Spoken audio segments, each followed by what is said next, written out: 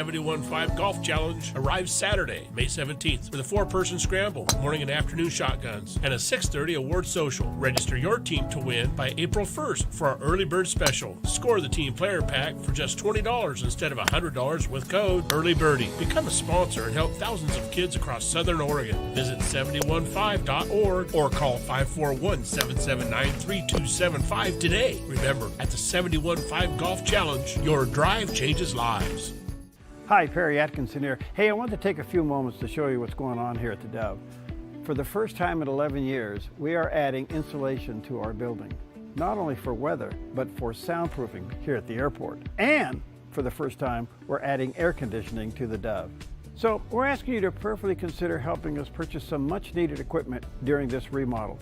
Right here, we'd like to install an LED video wall, which will be used on the Dove's morning show, and we can use it to produce some new shows for the Dove in the future. Additionally, we need to replace a firewall server in our IT room, along with upgrading the television software which runs all the programming on the TV network, along with replacing the morning show audio board. Thank you for being a partner in this unique media ministry. Together, we really are changing lives for good.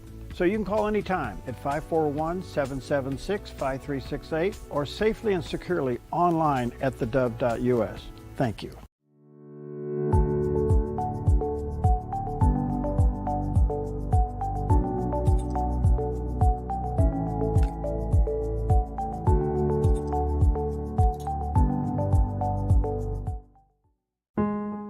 This week on the John Ankerberg Show. The polls of the Pew Research Center show that 4 in 10 Americans believe we are living in the last days. Further, they found out that 70% of evangelical Christians believe Christ could return during their lifetime. Where does the Bible talk about these things? Join me for the John Ankerberg Show weekdays at 4 o'clock right here on the Dove TV. It'll be encouraging and informative. Know someone who can't watch the Dove? The Dove TV streams worldwide on Roku and Apple TV, plus online at theDove.us. Spread the word.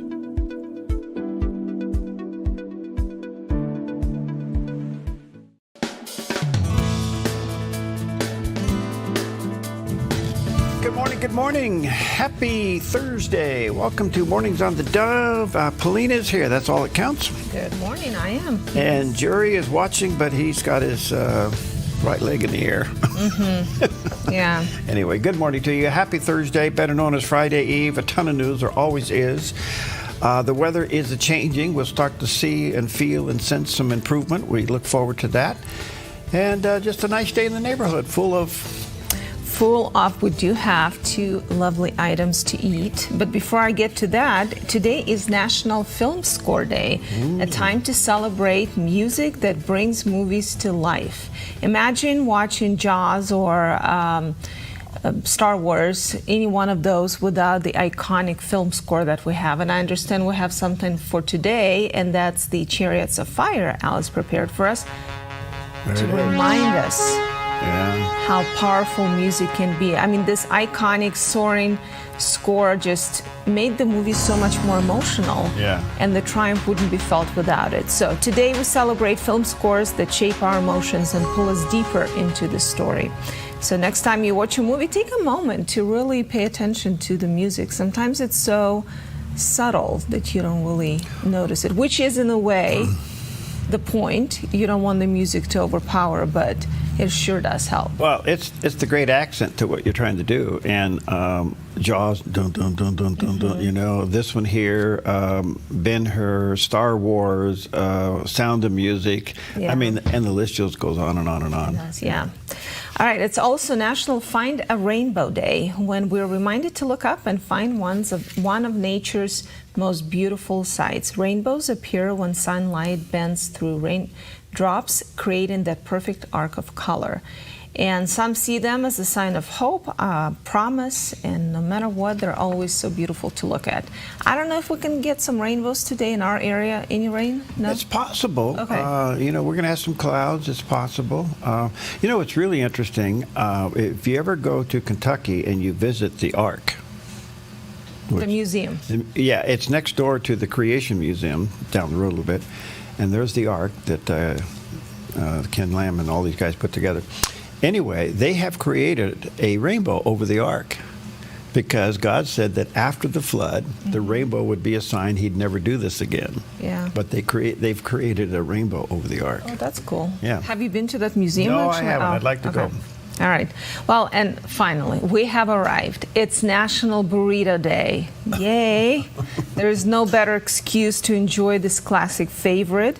Burritos, which mean little donkey in Spanish, first appeared in the United States in the 1930s and have been a staple ever since. So whether you like yours stuffed with beans, meat, rice, or even deep fried into a chimichanga, today is the day to dig in. So what is your favorite stuffing for a burrito? Well, I like breakfast burritos with egg and bacon. Okay, now I have had these others, and they're fine, and they're very, very filling for me. Some people can eat 2 of them at a sitting. I can barely get through a half of one. Especially with all the extras they usually put on your plate, rice and beans. And Scott just made one. He made one last night. He brought it in this morning. He's already cooked it. That's what smells out there. I know. And They're amazing. So it is National Burrito Day. Enjoy that. And if you're a sweet tooth kind of person, National Chocolate Mousse Day, celebrating one of the lightest, airiest, and most decadent desserts around. The French fell in love with this type of chocolate in the 1600s, actually, and by the 1800s, mousse became a favorite. Smooth, rich, and irresistibly creamy. Yeah. It's a perfect dessert for those who like something light. It is, and I love them. They're great. Good stuff. Costco has a good packet you can buy. Really? They get like 6 mousses in the package. I'll take you. I mean, I can't explain where, but in Costco, they do have mousse there you can buy. Oh, you can actually make it. It's not that hard. Yeah. Yeah, whip it up. Why make anything when you got Costco? I know. So. All right. Good morning to you. Happy Thursday. Speaking of burritos, he's doing the weather right here. We'll see drier weather with chilly overnight lows as a high-pressure ridge builds over our area. So today in northern Oregon and southern Washington, early patchy fog, then mostly sunny with daytime high temperatures near 57 for Vancouver, Portland, Wilsonville, and McMinnville. Continuing down the Willamette Valley with patchy fog, mainly before 9 a.m., then mostly sunny in mid-50s for Salem, Albany, Corvallis, and Eugene, with lows tonight in the mid-30s and areas of frost. Mostly sunny skies across central Oregon with daytime highs near 53 in Prineville, 49 in Bend, and 46 in Sun River with a light north wind. Over in Boise, Idaho, mostly sunny with a high near 53. Along the Oregon coast, becoming sunny and near 56 in Coos Bay. Sunny, breezy in mid-50s for Port Orford, Brookings, and Crescent City, California, with a northwest wind gusting up to 23 miles per hour. In southern Oregon, mostly sunny in mid to upper 50s for Grants Pass, Medford, and Ashland, with lows tonight in the low to mid-30s. In the Klamath Basin, sunny in low 50s with a light northwest wind. Into northern California, sunny with a high near 53 in Wairika. Sunny with daytime highs near 67 for Redding, Chico, and Sacramento, with a calm wind becoming northwest around 6 miles per hour this afternoon. In the Bay Area, patchy fog mainly before 9 a.m., then sunny in mid-60s for Santa Rosa and Napa. Sunny in San Francisco with a high in the low 60s and a light west wind this afternoon. And today in San Jose, early patchy fog, then sunny and 65. It's a look at your Thursday weather on the Dove. Okay, mixed bag at the top of the hill. It is snowing. It could be real snow coming down. It could be snow blowing, but it's moving around up there, and now the fog has moved in. But I think it's going to be nice by the end of the day, and Mount Ashland will be open today. And for those watching on the Dove radio, what you saw there is the parking lot even got a lot of snow in it, so we'll keep an eye on that. Yeah, are you going to ski this year? Yeah, right. I'll be right up there. Oh, yeah.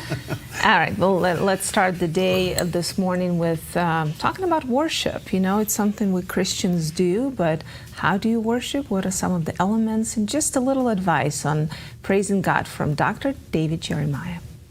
Did you know that the first recorded hymn in biblical history is Moses' song? Here it is. Who is like you, O Lord, among the gods? Who is like you, glorious in holiness, fearful in praises, doing wonders? According to the Bible, the holiness of God is beautiful. And we are called to worship God in the beauty of His holiness. Let's never forget what worship is all about. It's not about those of us on the stage, not about those in the choir, not about those in the orchestra pit. It's about Almighty God. We play it out before Him. And then it is God's will that we be holy. And the Bible says that God created us and called us for that reason. We have been chosen to be holy, just as He chose us in Him before the foundation of the world, that we should be holy. God's purpose for us is that we cultivate holiness in our life. We have been commanded to be holy. It says, but as He who has called you is holy, be holy in all your conduct, because it is written, be holy, for I am holy. Wow. We were talking about that this morning before we went on the air. So anyway, be holy. Be holy. Be holy. All right, good morning to you. Happy Thursday. Let's take a look at some of the top stories. Well, yesterday was Liberation Day. We finally found out what we were being liberated from. Took a little while to get there. And of course, the president came out and in his style and his lengthy way of talking, talked about all of the reciprocal tariffs that are going to be applied to countries around the world. Some countries have already responded. Some of them gone through the roof. But there was one good thing about this, and see if you can figure out what it is. And here's the president in the Rose Garden unveiling the tariff plan. If you look at that, China, first row, China, 67%. That's tariffs charged to the USA, including currency manipulation and trade barriers. So 67%, I think you can, for the most part, see it.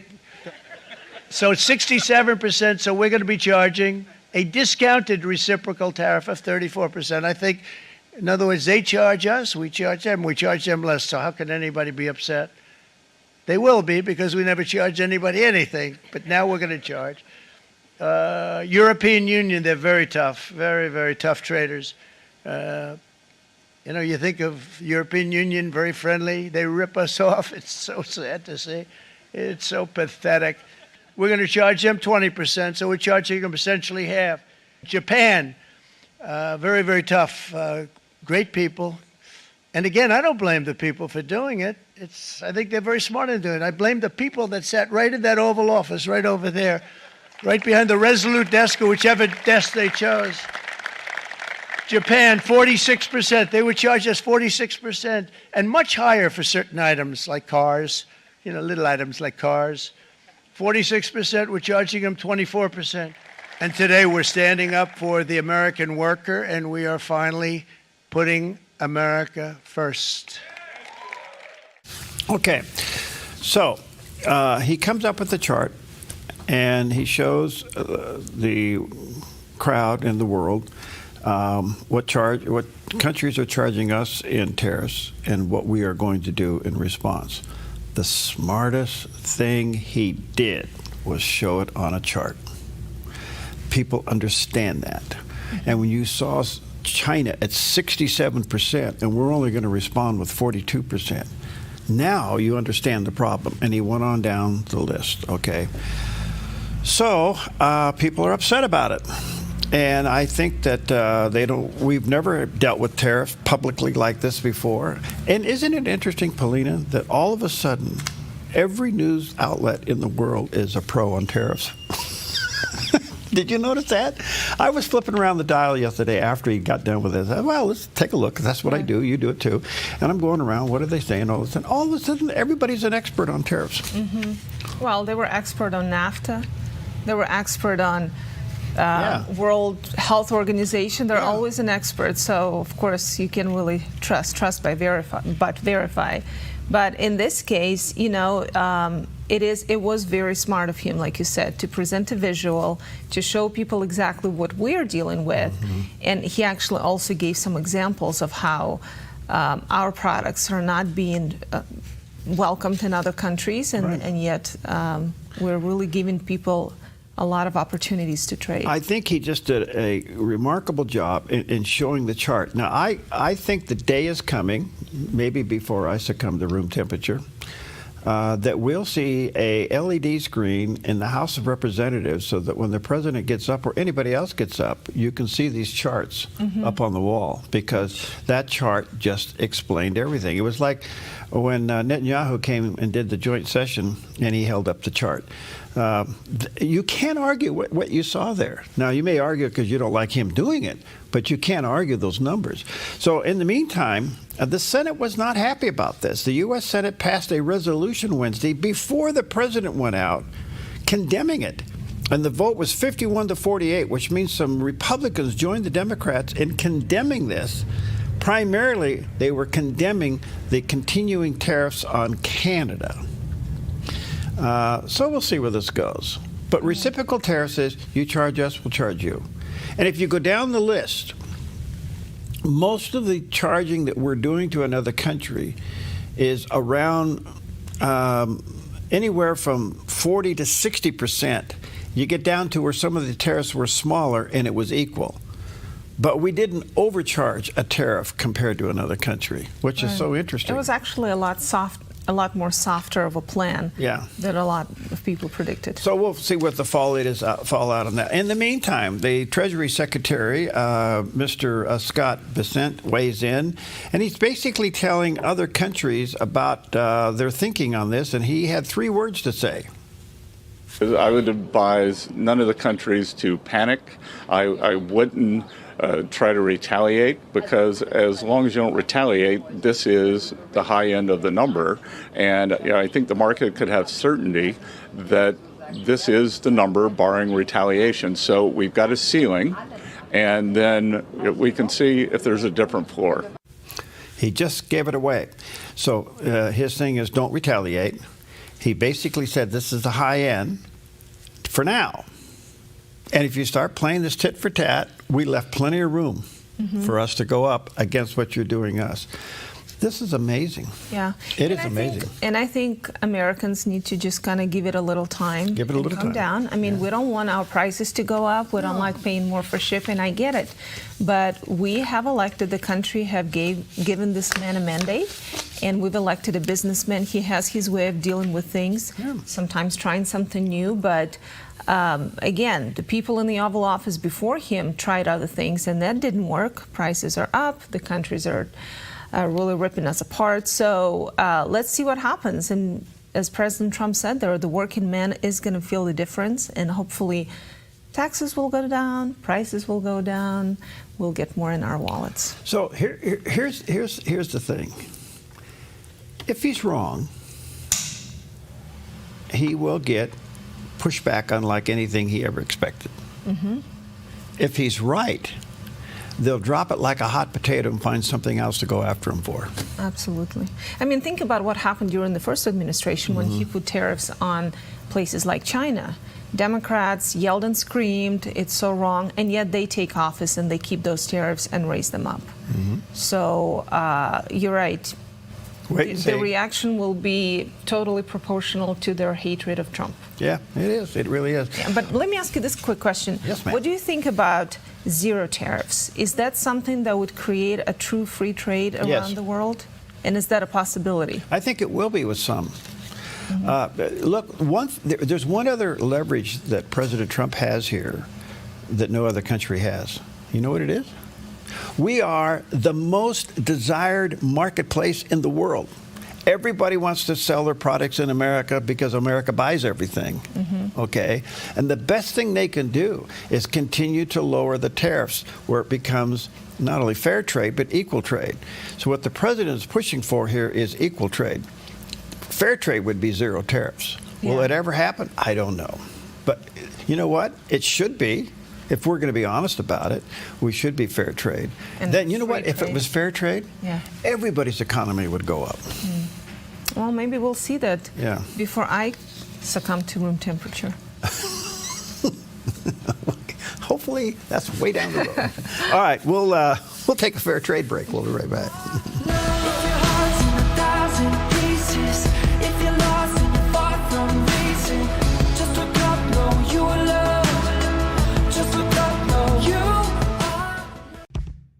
Your property demands equipment with more reliability, durability, and versatility built in.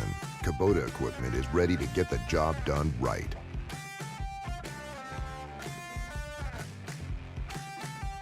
Welcome to Rise Direct Primary Care. Imagine a healthcare experience where you're known by name, cared for like family, and treated with compassion. How is that possible? With an affordable, flat monthly membership, you receive unlimited primary care and minor urgent care visits. No insurance needed. At Rise Direct Primary Care, we offer a friendly, affordable healthcare experience where you get a whole hour with your provider. Located in Central Medford and accessible by phone or text, we can typically get you in the same or next day. We prescribe urgent care medications directly from our office, saving you a trip and wait time at the pharmacy when you'd rather be at home getting better. Personalized medical care with a human touch. Rise Direct Primary Care is all about healing the sick with compassion and keeping the healthy healthy. Rise Direct Primary Care. We're here for you. Visit risehealthdpc.com or call or text us 541-827-8603. 541-827-8603. Hello, everyone in Dove Land. My name is Todd Friel, host of Wretched TV, inviting you to join us for Wretched, the TV program I host. If you have evangelism heebie-jeebies, you're terrified to share your faith.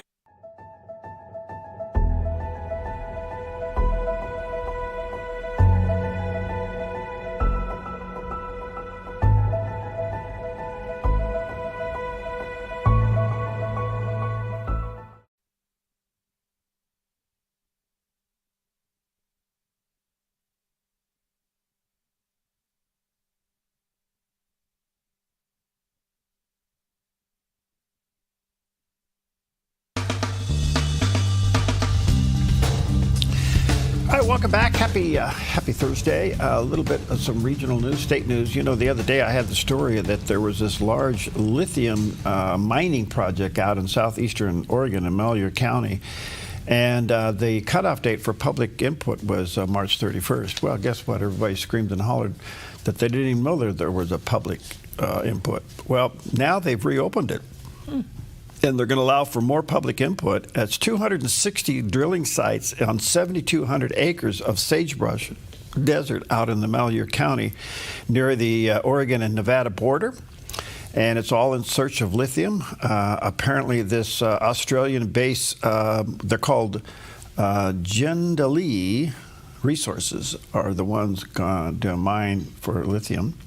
I didn't know we had such great natural resources like this. So the question is, will they shut this down through some whatever? But it's 72 acres. There's a picture. 72 acres of sagebrush. And below all that is lithium. And so now they're going to reopen the window for public input. So I'm trying to open it on my phone. Do we know how to give this public input? Just kind of... well, you're going to have to go to the Bureau of Land Management, and that's where you start, and you can get your public input there. Nevada's already paved the way for this kind of large lithium mining consideration.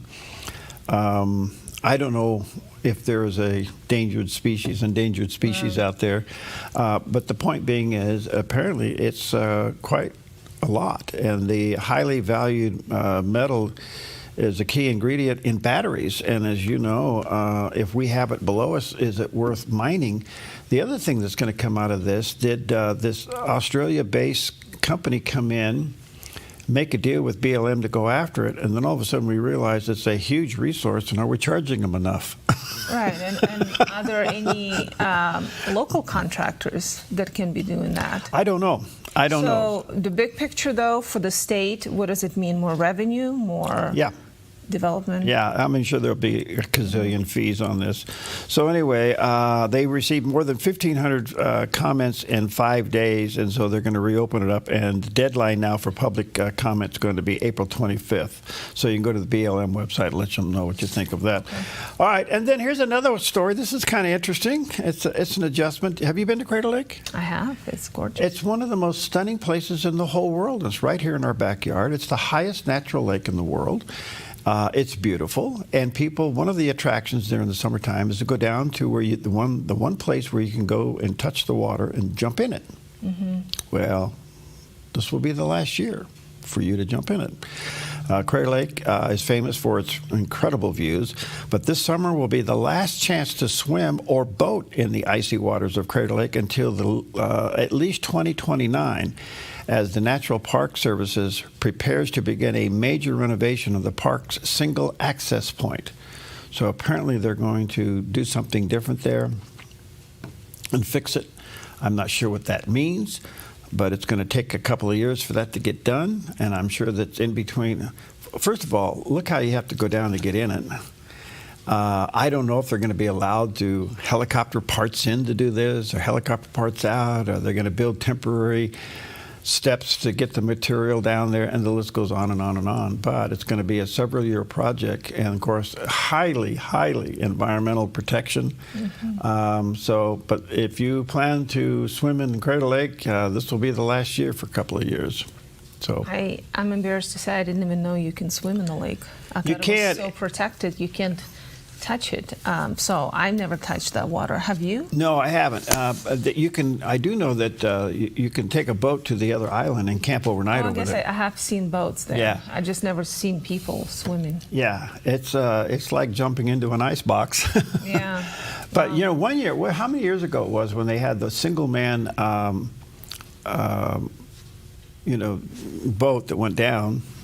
And to the bottom of the lake, it was a one-man submarine that went down to the bottom of the lake and did some studies and found the hot springs popping up, and out of that, hot springs, and then it goes out. So the amount of water coming up, the amount of water going out, that's the beginning of the Rogue River, and you can watch it go down, and pretty nice. Wow. Anyway, it's just one of the great wonders of the world, my opinion. It's one of those picturesque places that no matter time of day, time of year, it's a postcard. Like you can't have a bad picture there. I remember the United Christian Broadcasters Board came. They had one of their board meetings here one year, and we decided we were going to take them to Crater Lake. And so we had all these vans and people literally from all over the world. And we took them up there, and the moment, it happens every time you step out on that deck, mm-hmm. They just stood there. Yeah, in awe.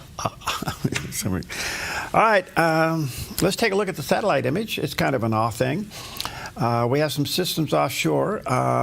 Could bring back some weather later in the weekend, but from now on, for the next couple of days, we should see some improving and a gradual warming.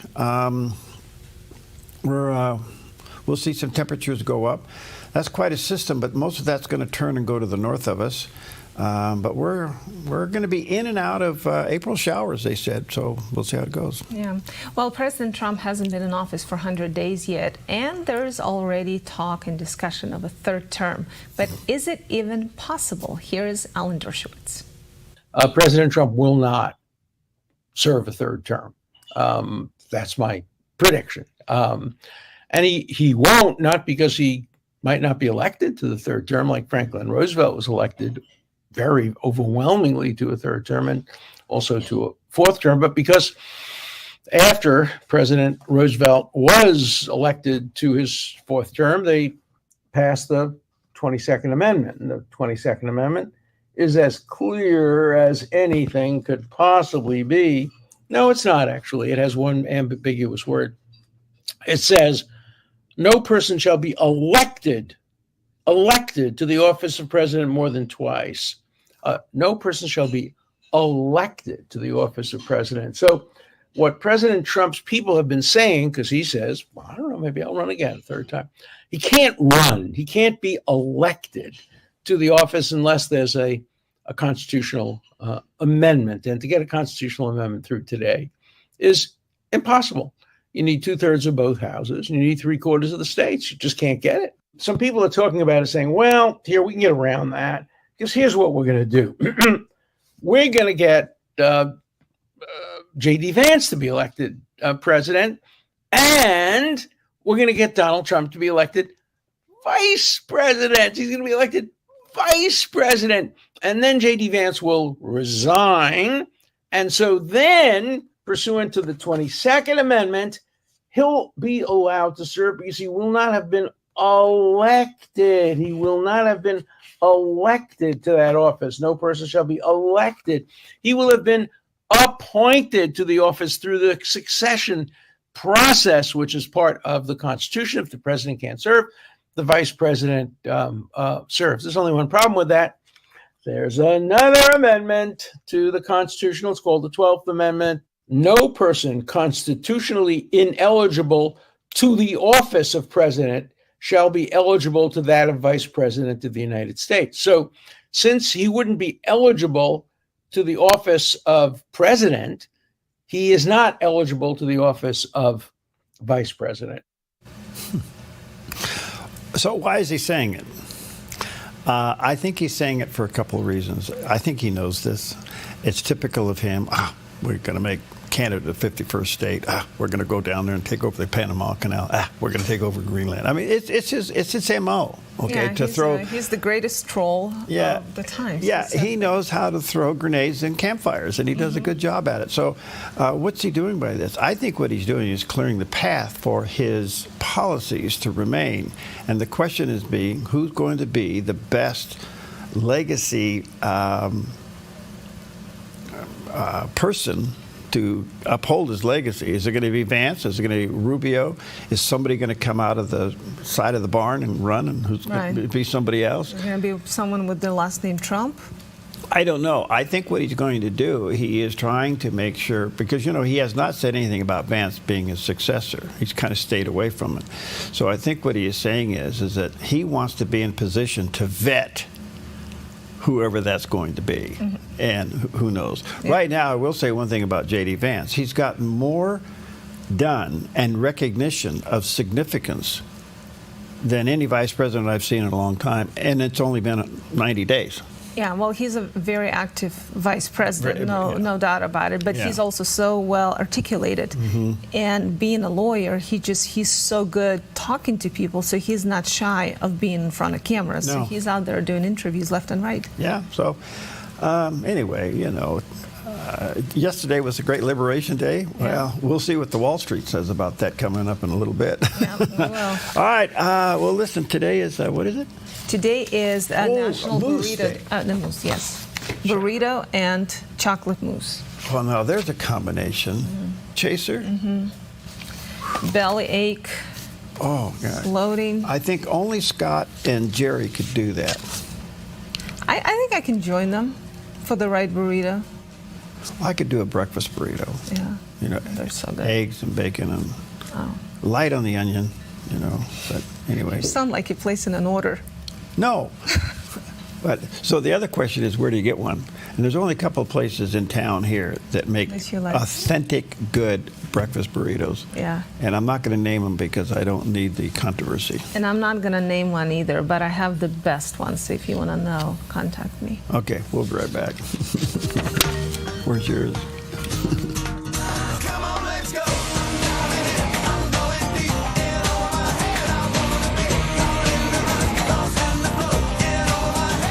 The right cleaning company matters. Choose Dust Plus Cleaning and Carpet Care, a family-owned company proudly serving Grants Pass and nearby communities for over 25 years. We're passionate about delivering the best, whether it's carpets, using purified water for no window spots, or carefully washing solar panels. We're committed to superb customer service from start to finish. Radiant spaces from local professionals.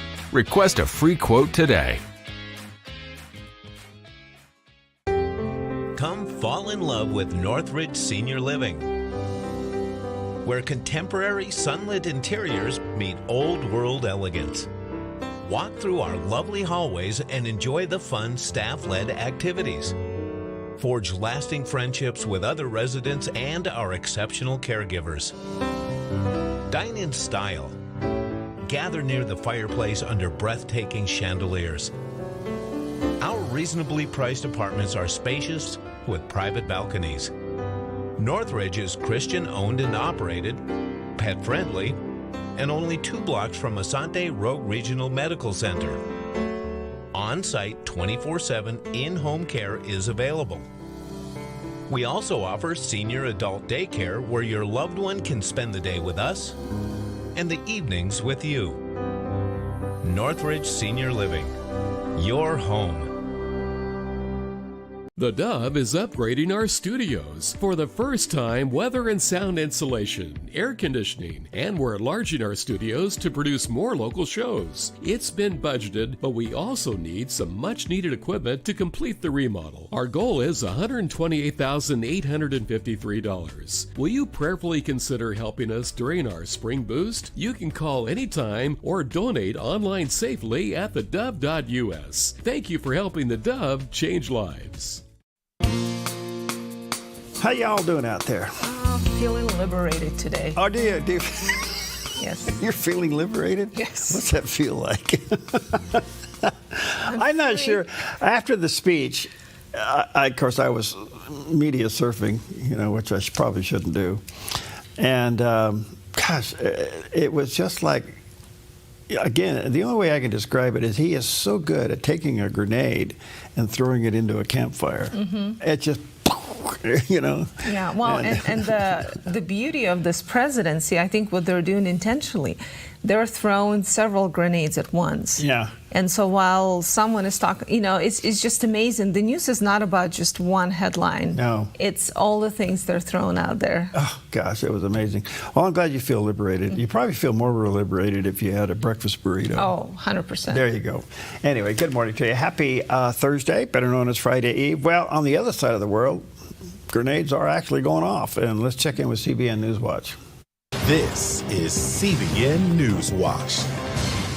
We begin this half hour in Israel, which is carrying out its new offensive against Hamas in Gaza in an attempt to free the remaining hostages. That comes as the Israeli Prime Minister began a state visit to Hungary today, which is showing its support for the Jewish state. CBN Middle East Bureau Chief Chris Mitchell brings us the story. He's reporting from Jerusalem. Israeli Prime Minister Benjamin Netanyahu landed in Budapest Thursday for an official 4-day visit to Hungary. It's Netanyahu's first visit to Europe since the International Criminal Court, the ICC, issued an arrest warrant in November 2024 for war crimes in Gaza. Immediately after that decision, Hungarian Prime Minister Viktor Orban extended an invitation to Netanyahu and criticized the ICC's move as shameful and absurd. Shortly after Netanyahu's arrival today, Hungary announced it's pulling out from the ICC. Before his departure, Netanyahu declared Israel has switched gears in its fight against Hamas. We are now dividing the strip and increasing the pressure step by step so that they will give us our hostages. And as long as they do not give them to us, the pressure will increase until they do. We're determined to achieve the objectives of the war, and we're acting relentlessly and with a clear line and a clear mission. And with God's help and that of our heroic soldiers, we will also achieve them. The IDF is closing in on controlling 30% of Gaza, and Israel is moving to create large buffer zones separating the two.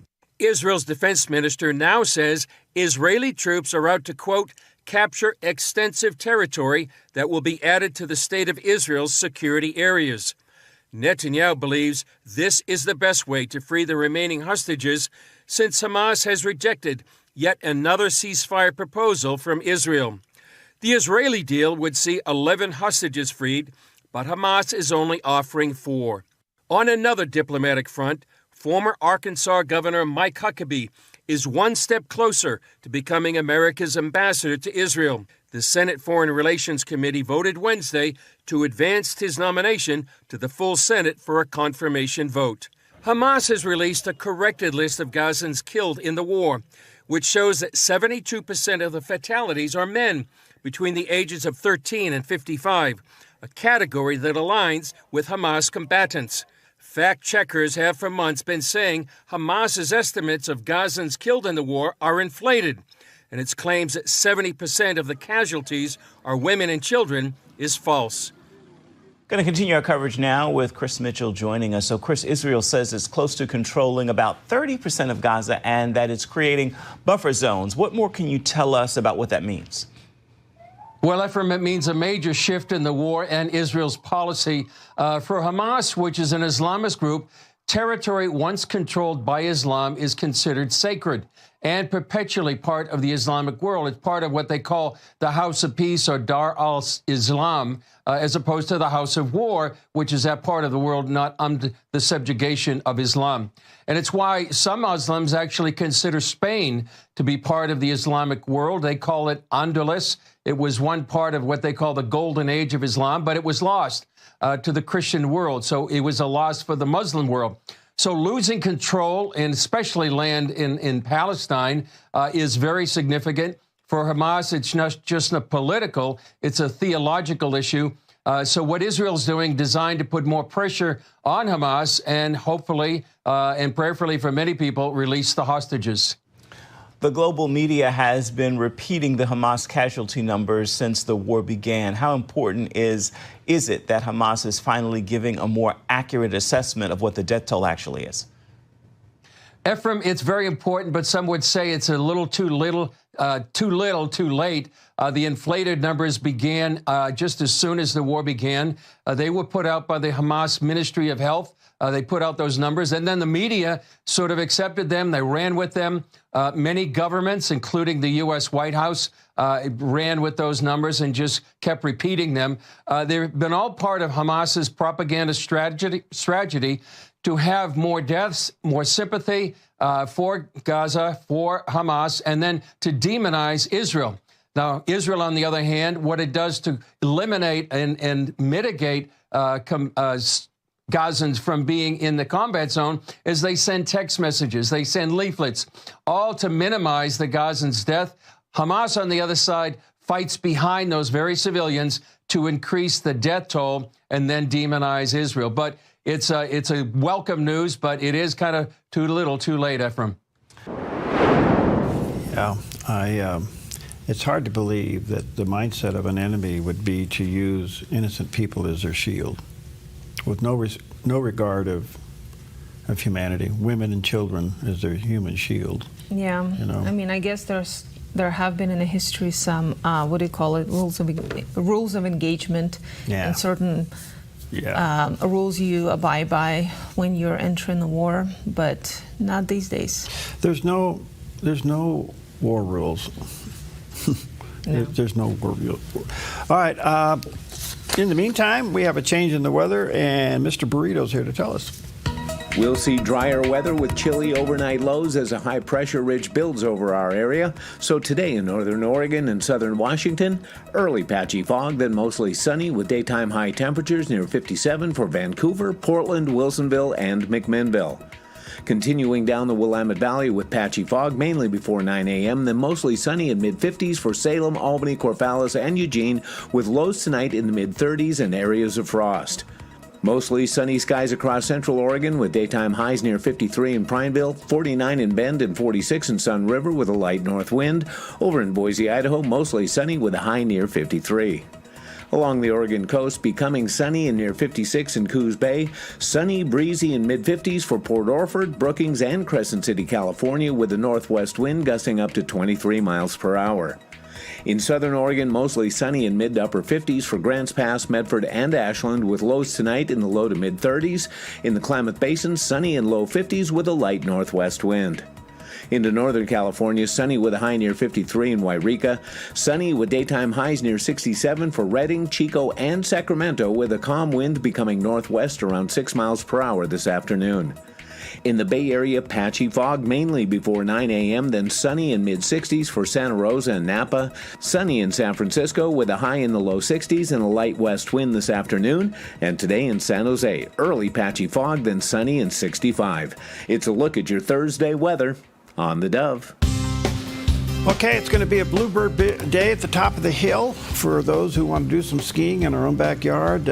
Blue sky and some fog. Is that what it is, bluebird? They call it a bluebird day, yeah. Okay. Isn't that pretty? Yeah, it is. It really a is. little bit of pink, too, in there. Yeah, it's the sun coming up, fresh snow, some fog, and blue sky all mixed together, and snow in the parking lot, so be careful going up the hill. Yeah, well, today is a historic day for all of you who have cell phones, which is all of us. On this day, 52 years ago, a first cell phone call was made that was not from a car. By then, there were some phones, there were portable phones in cars.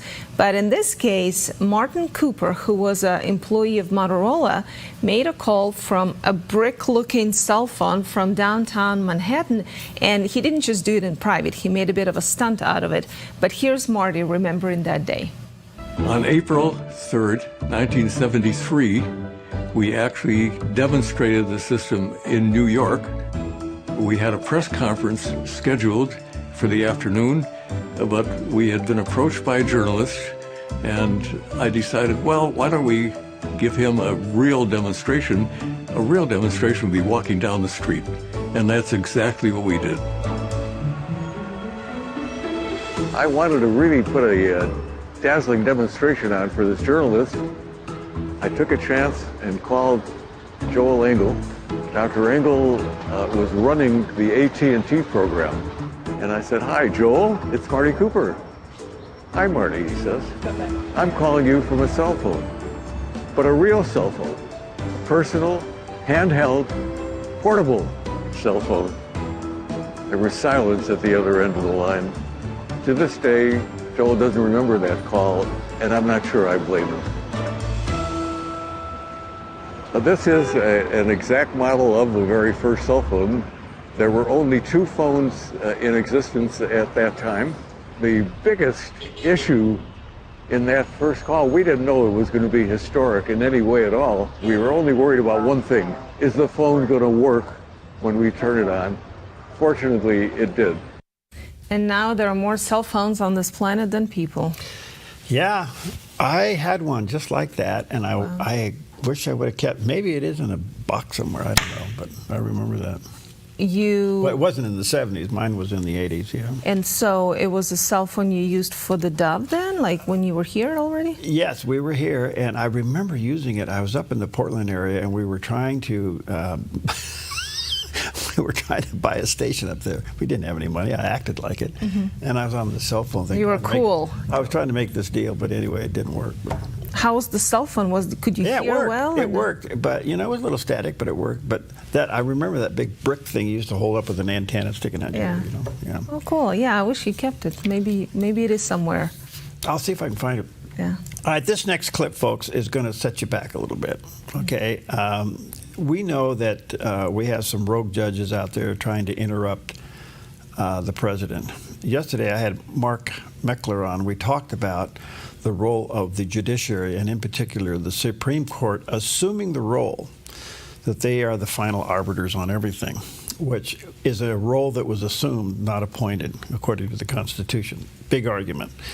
But in the meantime, are these judges that are coming out, these district judges, federal district judges coming out, why are they all of a sudden doing these injunctions against the president? No president has more injunctions against his actions than this one.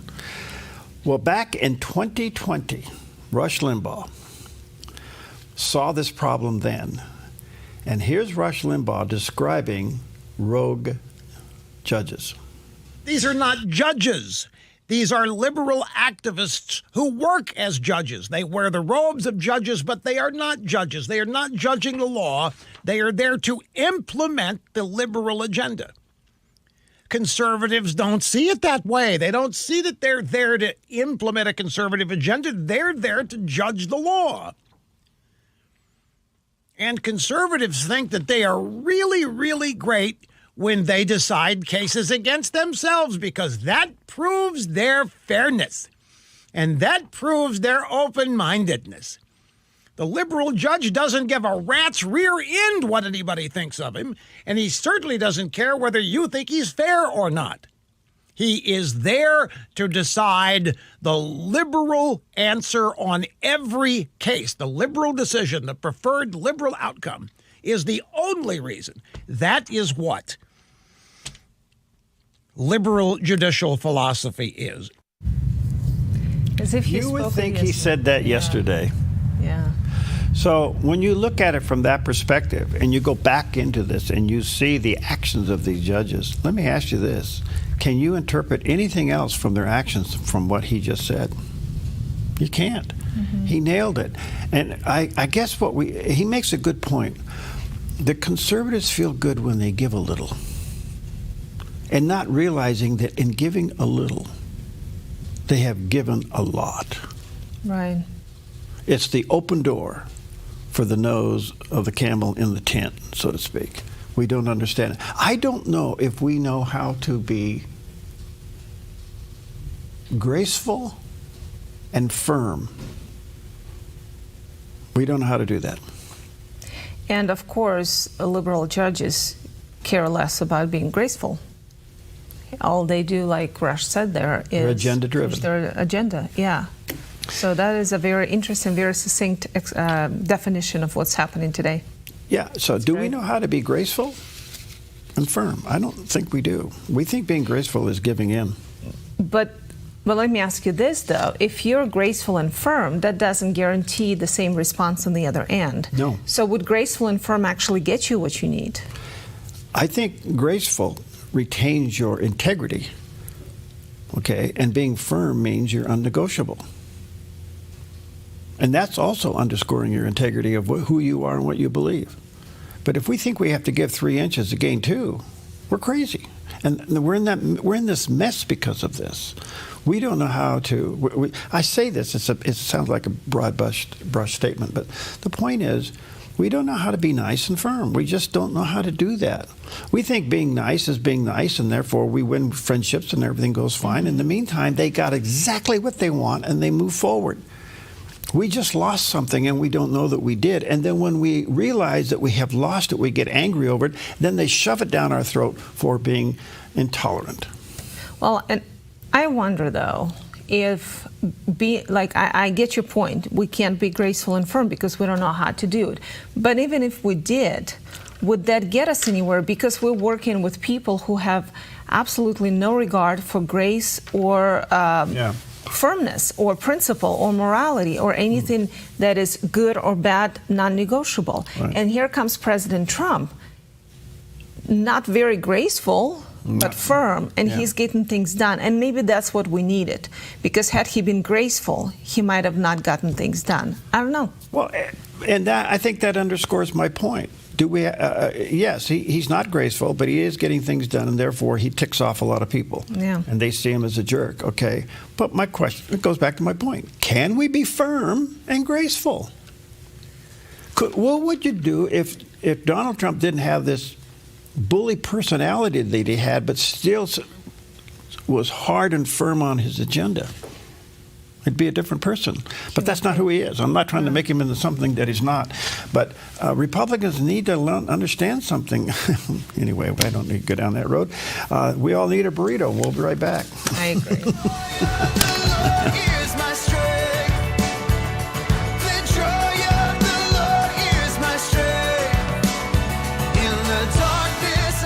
The Dove is upgrading our studios. For the first time, weather and sound insulation, air conditioning, and we're enlarging our studios to produce more local shows. It's been budgeted, but we also need some much-needed equipment to complete the remodel. Our goal is $128,853. Will you prayerfully consider helping us during our spring boost? You can call anytime or donate online safely at thedove.us. Thank you for helping the Dove change lives.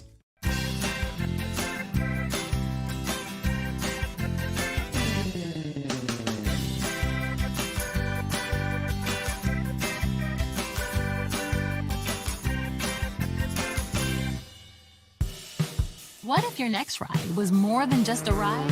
What if it was an epic adventure filled with unforgettable memories? At Panoramic Moto Tours, we take you beyond the ordinary, offering curated routes, privately guided with all the details handled. Our passion is to share the joy of riding incredible roads, exploring new sights and towns, and connecting with others and sharing our stories. Sound good to you? What are you waiting for? Let's create your custom tour, or join us on one of our upcoming tours. The Lost Coast and Trinity Alps, May 16th through the 19th, or the Oregon Coast and Cascades Tour, June 22nd through the 26th. Just click the Tours tab at panoramicmototours.com or call 541-622-3844. panoramicmototours.com. Your next adventure starts here.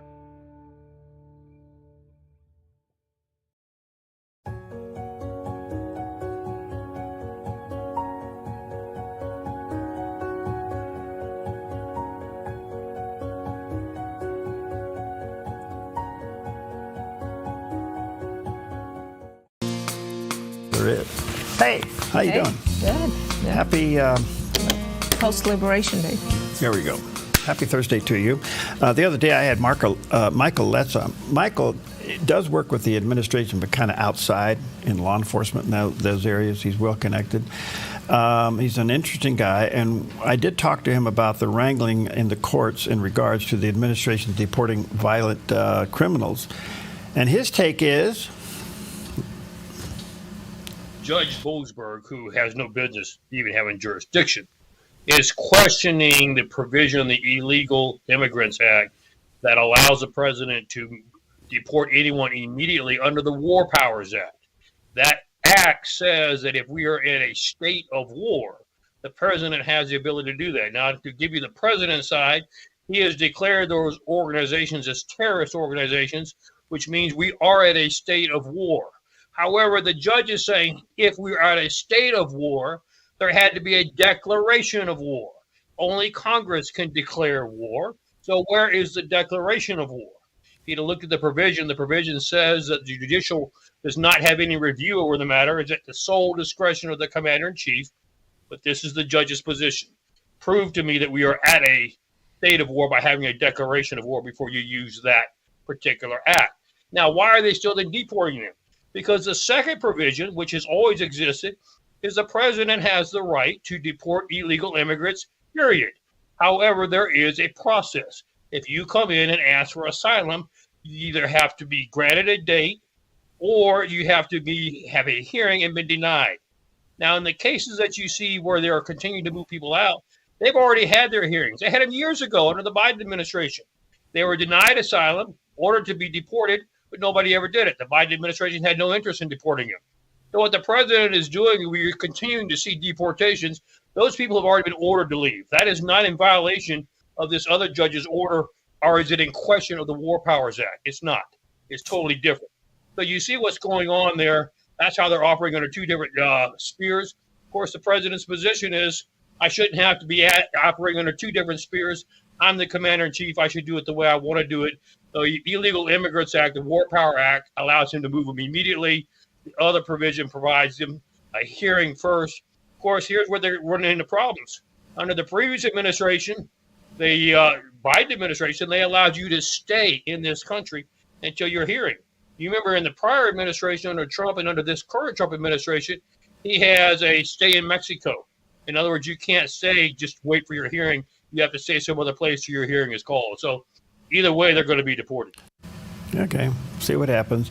Right now, we're in this gray area where all of this is being appealed, and some deportations are being done under one of the jurisdictions while the other one is being stayed because the injunction is being challenged. I don't know.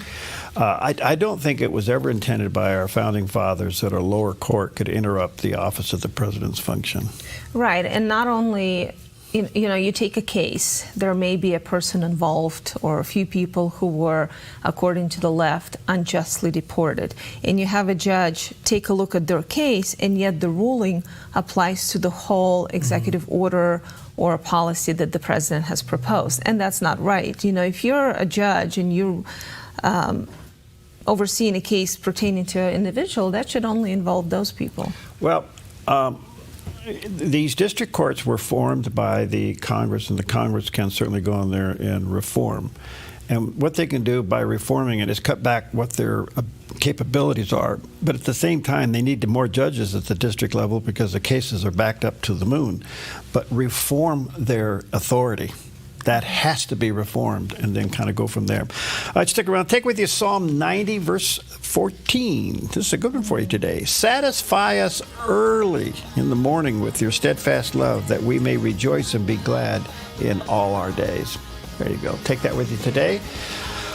Beautiful shot of Mount Ash. A little fog, that'll clear away, and spring skiing will be at its best. And Jared is rolling over going,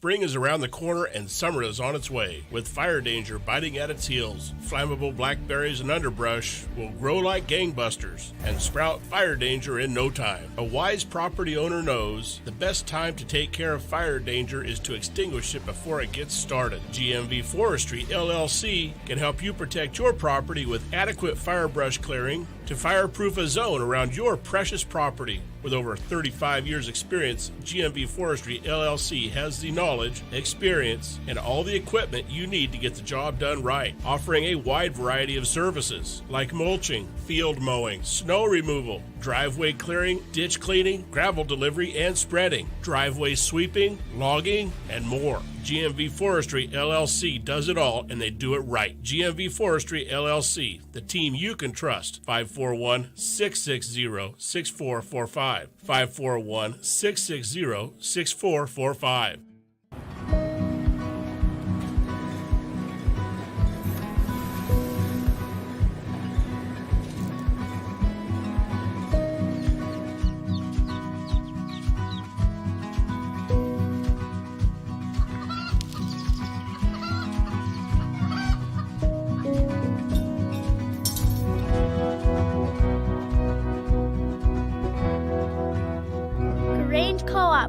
Big ideas grow.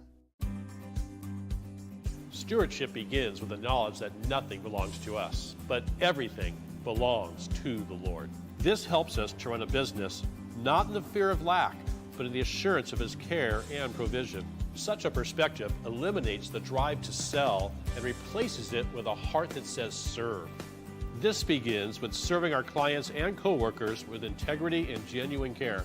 That's why McKelly's is automotive service with a heart for God and treating others as we ourselves would want to be treated. Our promise is to never sell our clients anything we don't believe they need. Another is to do all we can to meet other needs, such as shuttle service and loaner cars, or taking the time to really listen, even at times praying with our customers. Sometimes this means sacrifice, going above and beyond, but that's why I work for Kelly's Automotive Service. Honoring God while serving people with honesty and integrity. At Sweet Tea Express, we've got you covered. Order at the counter and our friendly service staff will do the rest. Burgers, salads, sandwiches, barbecue platters, sides, and more. Smoked, grilled, and served to perfection. Sweet Tea Express, breakfast, burgers, and barbecue. Focus today, an hour you need to strengthen your faith and stay informed.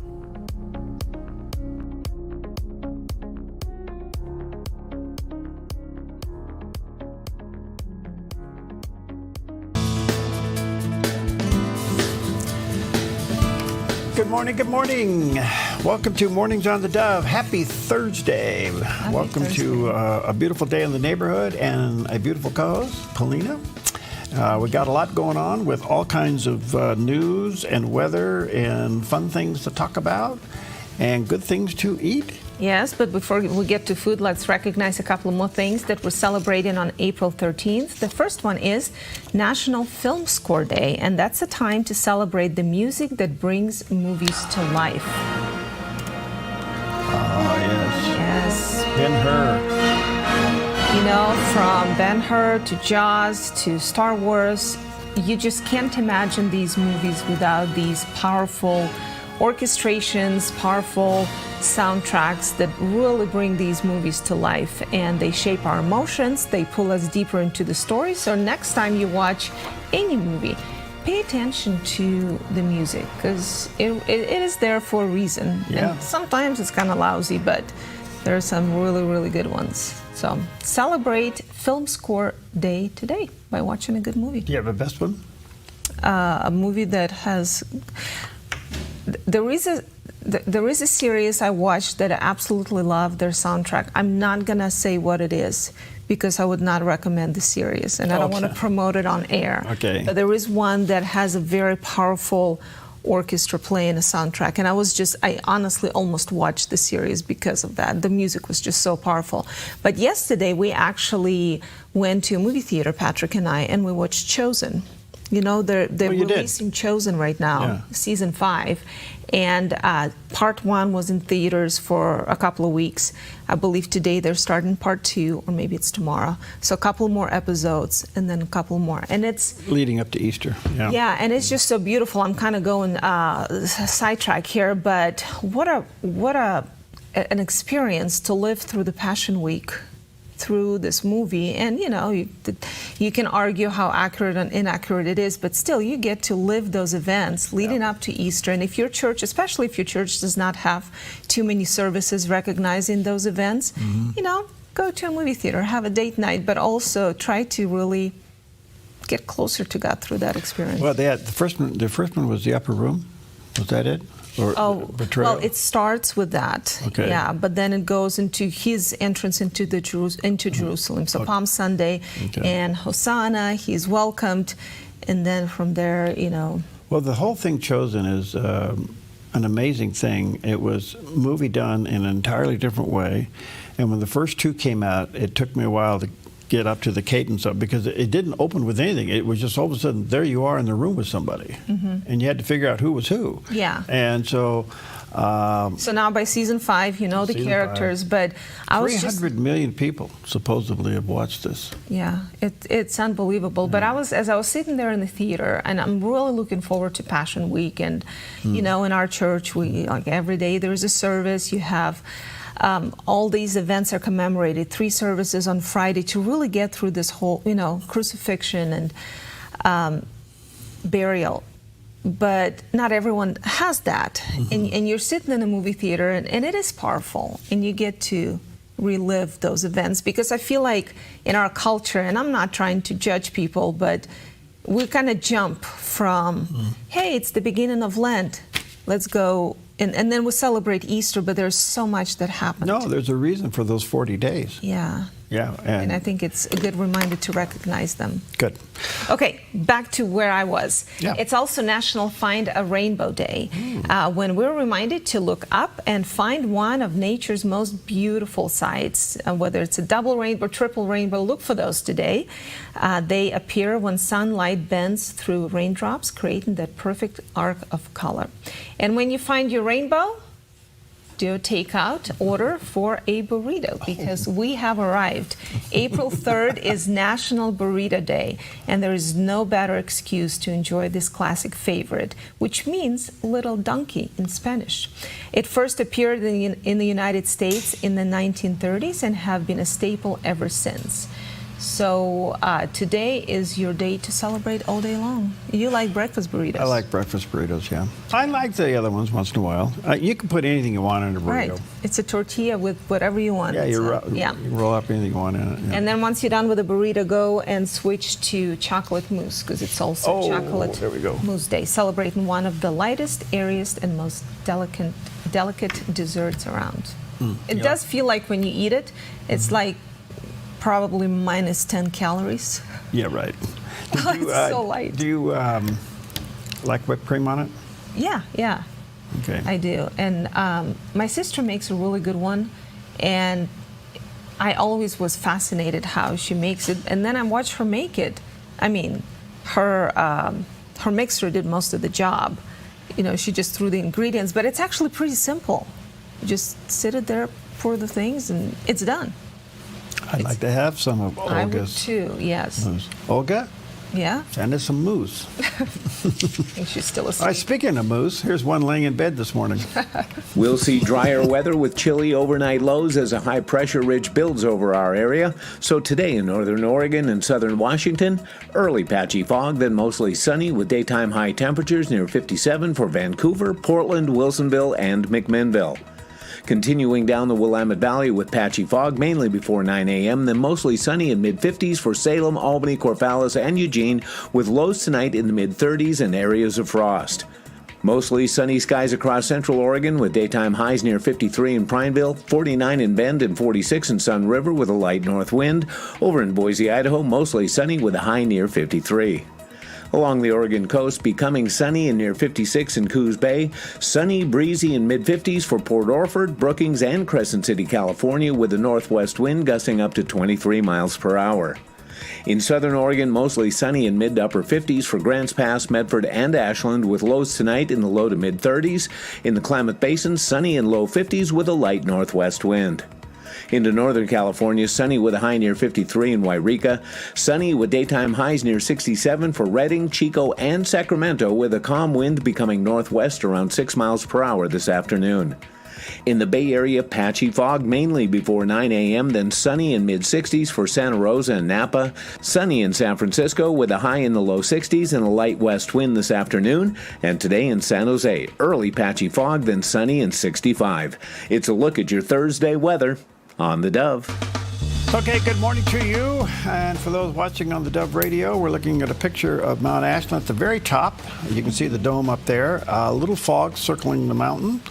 And it is blue sky, a little fog, a little pink and yellow with the sun glaring through, and you can see the lodge down there covered in snow as well as the parking lot. But it will be open today. So yeah, beautiful sight, of course. Well, every day we are faced with many, many choices. Which burrito to order, whether to say something or shut your mouth. All those things are in front of us, and today you'll have quite a few of those choices. So how do we make them? Here's Dr. David Jeremiah with some advice. We cannot be holy like God is. We cannot approximate the perfection of God's holiness. But that doesn't mean we should give up on the idea of cultivating holiness in our own lives. And let's face it, folks, this is a frightening thing and intimidating to all of us, because most of us don't feel all that holy. Most of us don't, including your pastor. But here's what I know, and here's what I gain from this. In life, for all of us, there are always choices. There is a good choice and a bad choice for us. We face them every day. You face them every day. Every day you're confronted with what to do. Do I do the right thing, which we might call holy, or do I do the other thing, which might be more comfortable for me? And we forget, do we not, that whatever choice we make, those choices bear children. When we make a holy choice, it bears holy children. It helps us to make other choices that are likewise holy. When we make other choices that benefit us, pragmatic choices that make us feel better or get us further down the road we have decided to follow, those choices also bear children. What can we do when the Bible tells us to be holy? We can understand that every day we face challenges, every day we face choices, and we pray every morning when those choices come, dear God, help me to take the holy road. Help me to take the right road. Don't let me get caught up in the reasoning and pragmatism of the world and go down this road, because when I go down that road, it not only affects me, it affects so many others as well. We are called to be holy. Well, somebody said you are a product of your choices. You are what you are today for the choices that you have made.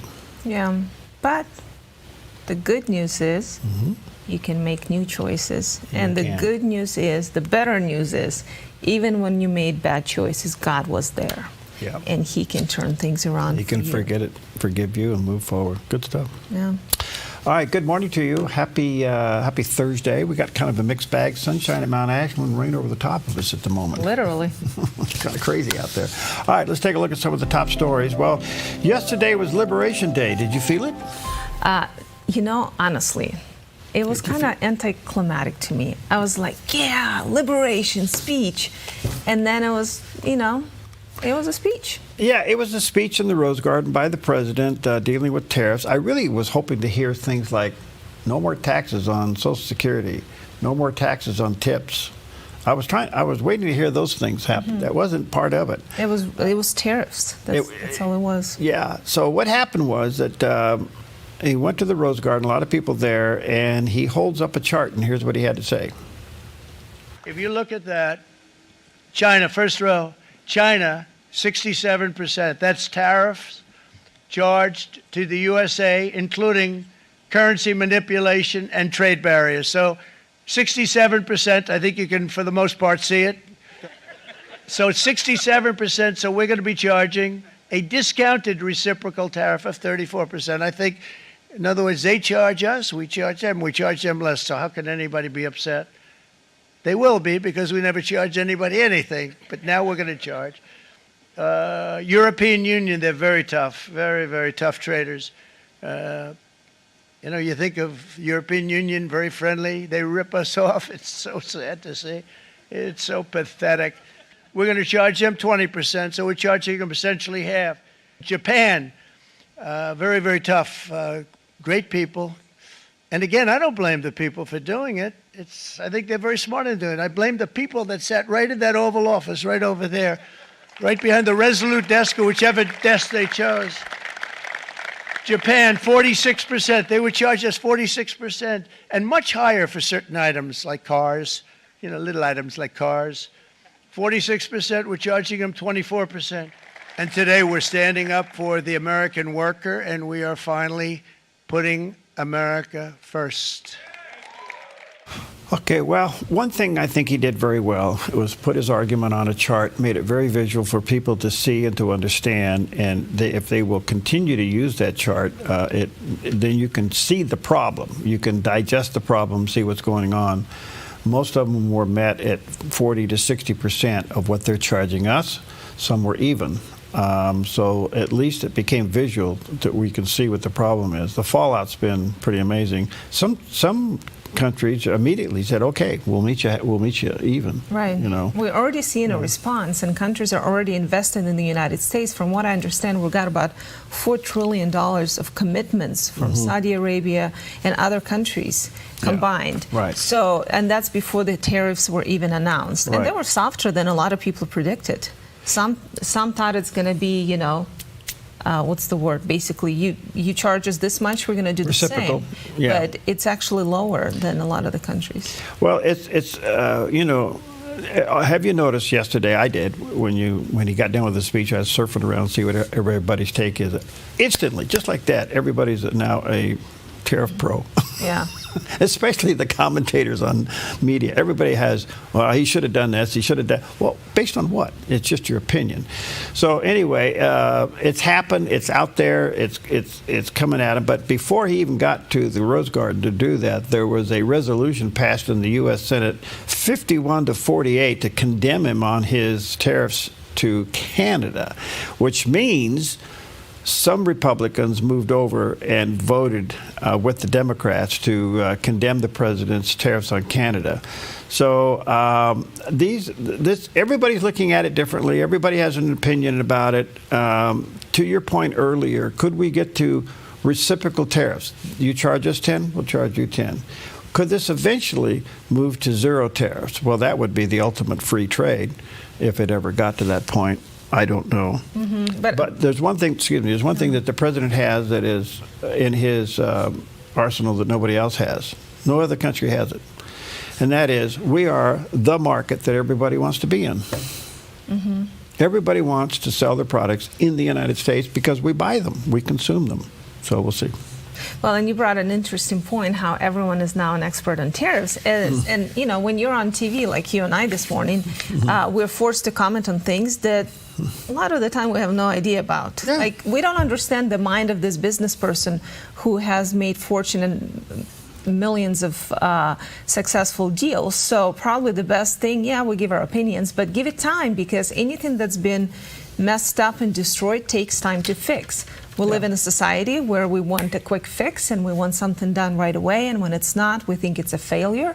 But just like your maybe a family budget, if you've maxed out your cards and live beyond your means and finally you decide to get your house in order, it's going to take time. You're not going to be able to fix it right away. So my best non-expert advice would be give it time. Give it time. Okay, so we'll see what there's two things here. It doesn't work. I guess he deserves every brick that will be thrown at him. If it does work, they'll immediately drop it and go find something else to beat him up with. Right. Yeah. You know. So, all right. Well, and one more part of that is the Treasury Secretary yesterday, Scott Bessent, went out and went to the media and basically said this to foreign countries. I would advise none of the countries to panic. I wouldn't try to retaliate, because as long as you don't retaliate, this is the high end of the number. And I think the market could have certainty that this is the number barring retaliation. So we've got a ceiling, and then we can see if there's a different floor.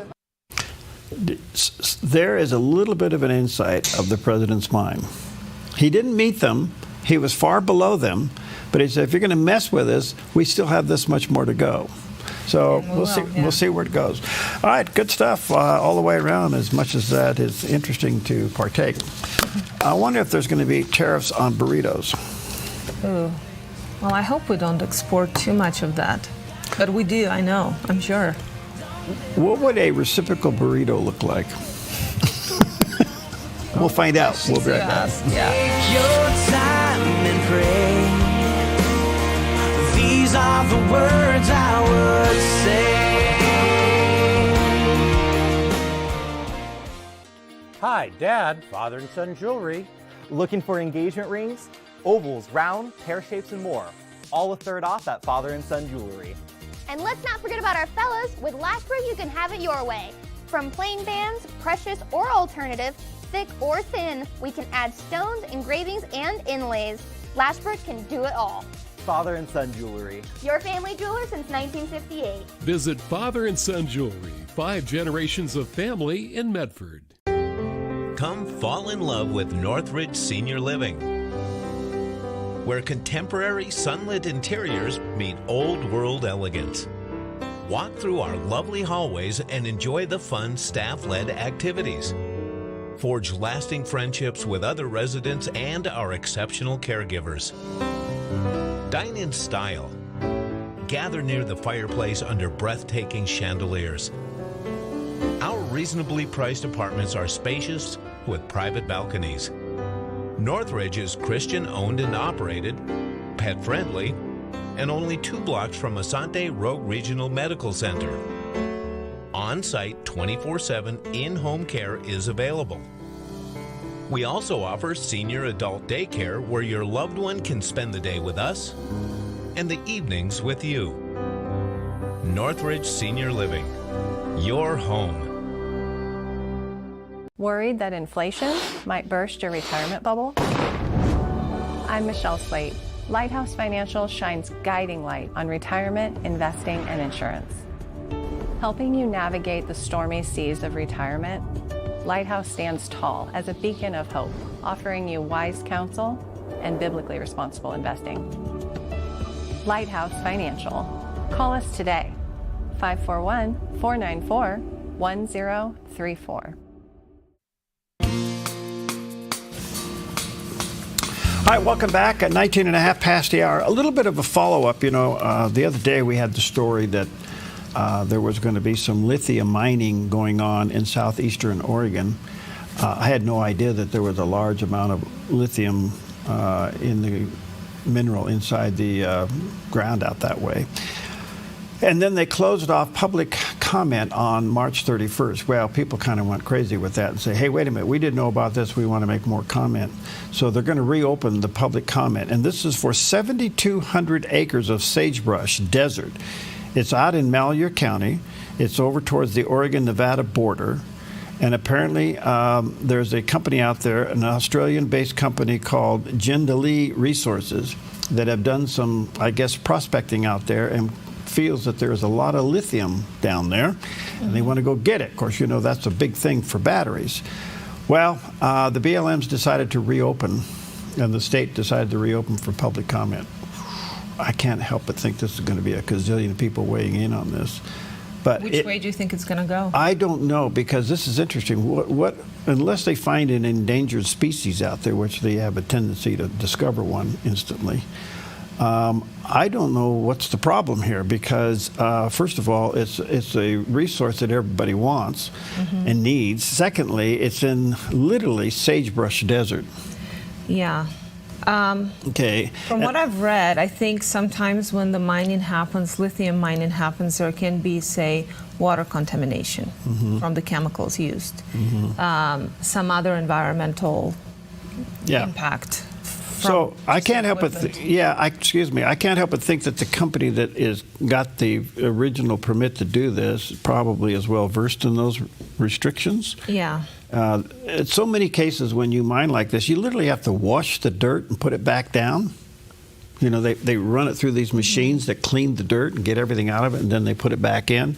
I'm sure that's part of the water. We'll see what that has to do with it. But here's the deal. They received more than 1,500 comments in the last 5 days when they reopened this. So apparently people want to weigh in. I'm sure organizations will weigh in.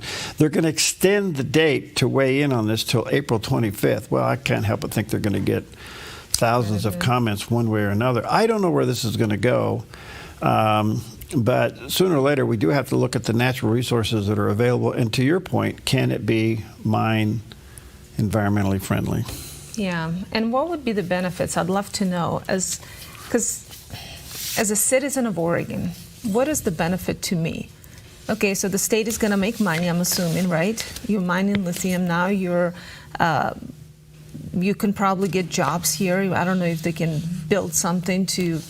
I don't know, but as a citizen of Oregon, does it mean we're going to have better roads, so the money is going to go towards something we're paying for now, and now our taxes are going to go down?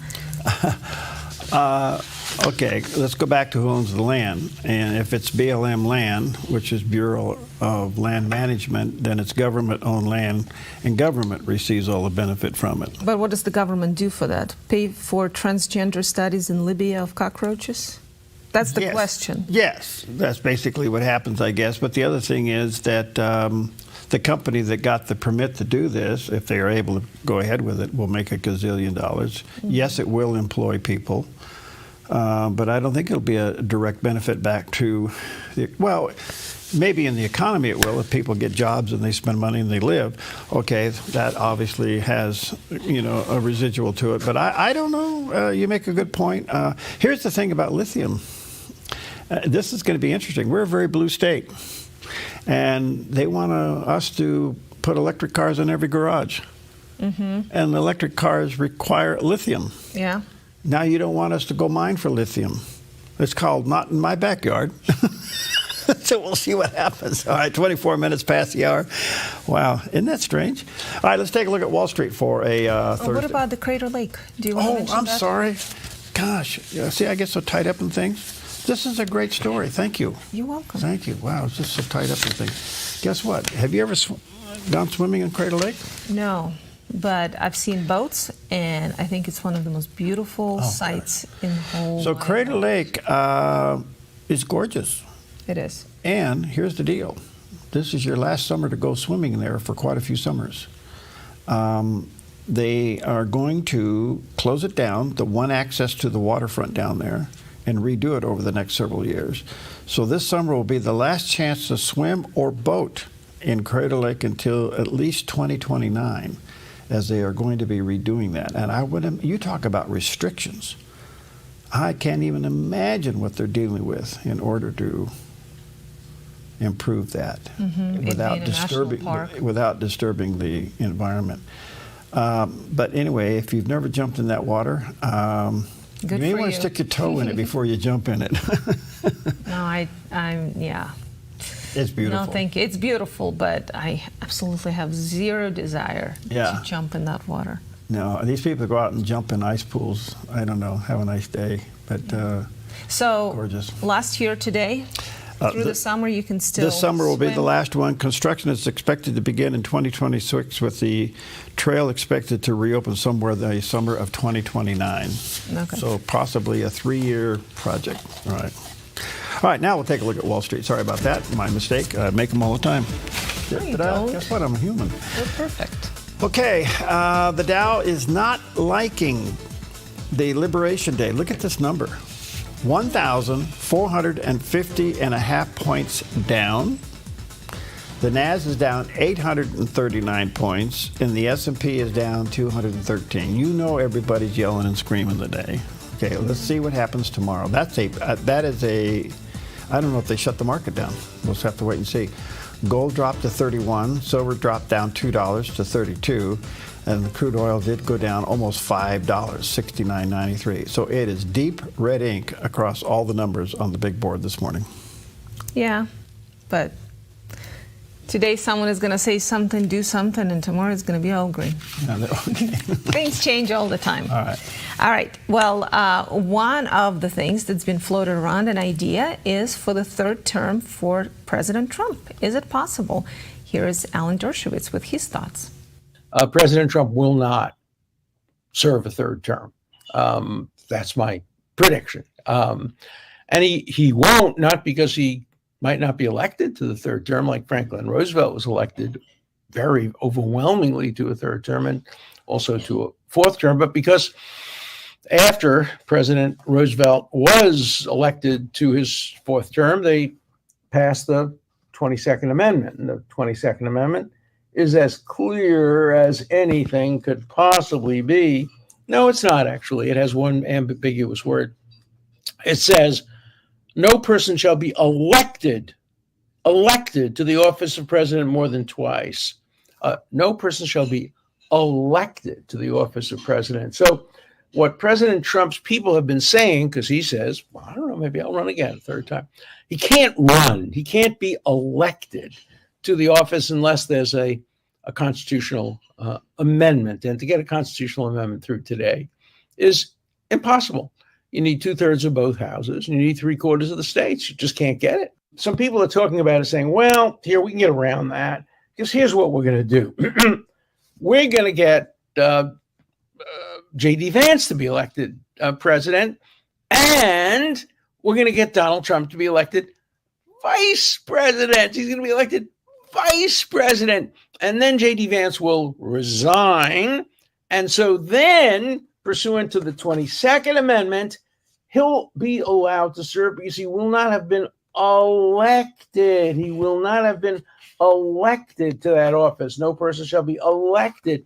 He will have been appointed to the office through the succession process, which is part of the Constitution. If the president can't serve, the vice president serves. There's only one problem with that. There's another amendment to the Constitution. It's called the 12th Amendment. No person constitutionally ineligible to the office of president shall be eligible to that of vice president of the United States. So since he wouldn't be eligible to the office of president, he is not eligible to the office of vice president. Basically, no. He knows that. So why does he say it? What do you think? Well, it's part of his ego, you know. But I think he's very good at throwing grenades and campfires. But I think what he's trying to say is that he's trying to create an environment that somebody like him has to replace him, and that he's being very reserved and holding back. He hasn't even been 100% saying, I want J.D. Vance to be that person. So he's setting himself up to vet his successor, you know. Yeah, you're right. He hasn't said anything, and it is too early. Way too early. He needs to show that his promises are kept and that his policies are successful in star. Yeah. The two that keep popping up is J.D. Vance, who's been by far more received and liked than I think people thought. So he's certainly a rising star. And Marco Rubio, the two of them seem to be leading the pack. Now, whether they team up and become the ticket, I don't know. But I think what President Trump is doing here, again, he's just flexing his ego. He's good at that. But the other thing is, I think he's trying to say, you need me. You need somebody like me to replace me. That's kind of what he's saying there. So, all right. The way technology is going, they may just clone him. Yeah, well, they could AI him. Yeah. Yeah. Yeah. Don't AI me. Maybe we already did. No. Am I here? I don't know. Who are you? I don't know. And where are we? Well, yeah. You just never know these days, right? No.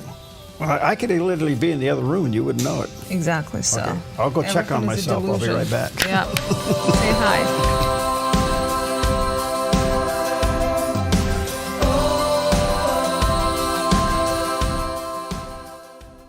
You're Your yard is where life happens, but it can be muddy and hard to maintain. Enjoy a maintenance-free artificial turf lawn all year round with Smart Lawn LLC. No mowing, no fertilizing, no watering.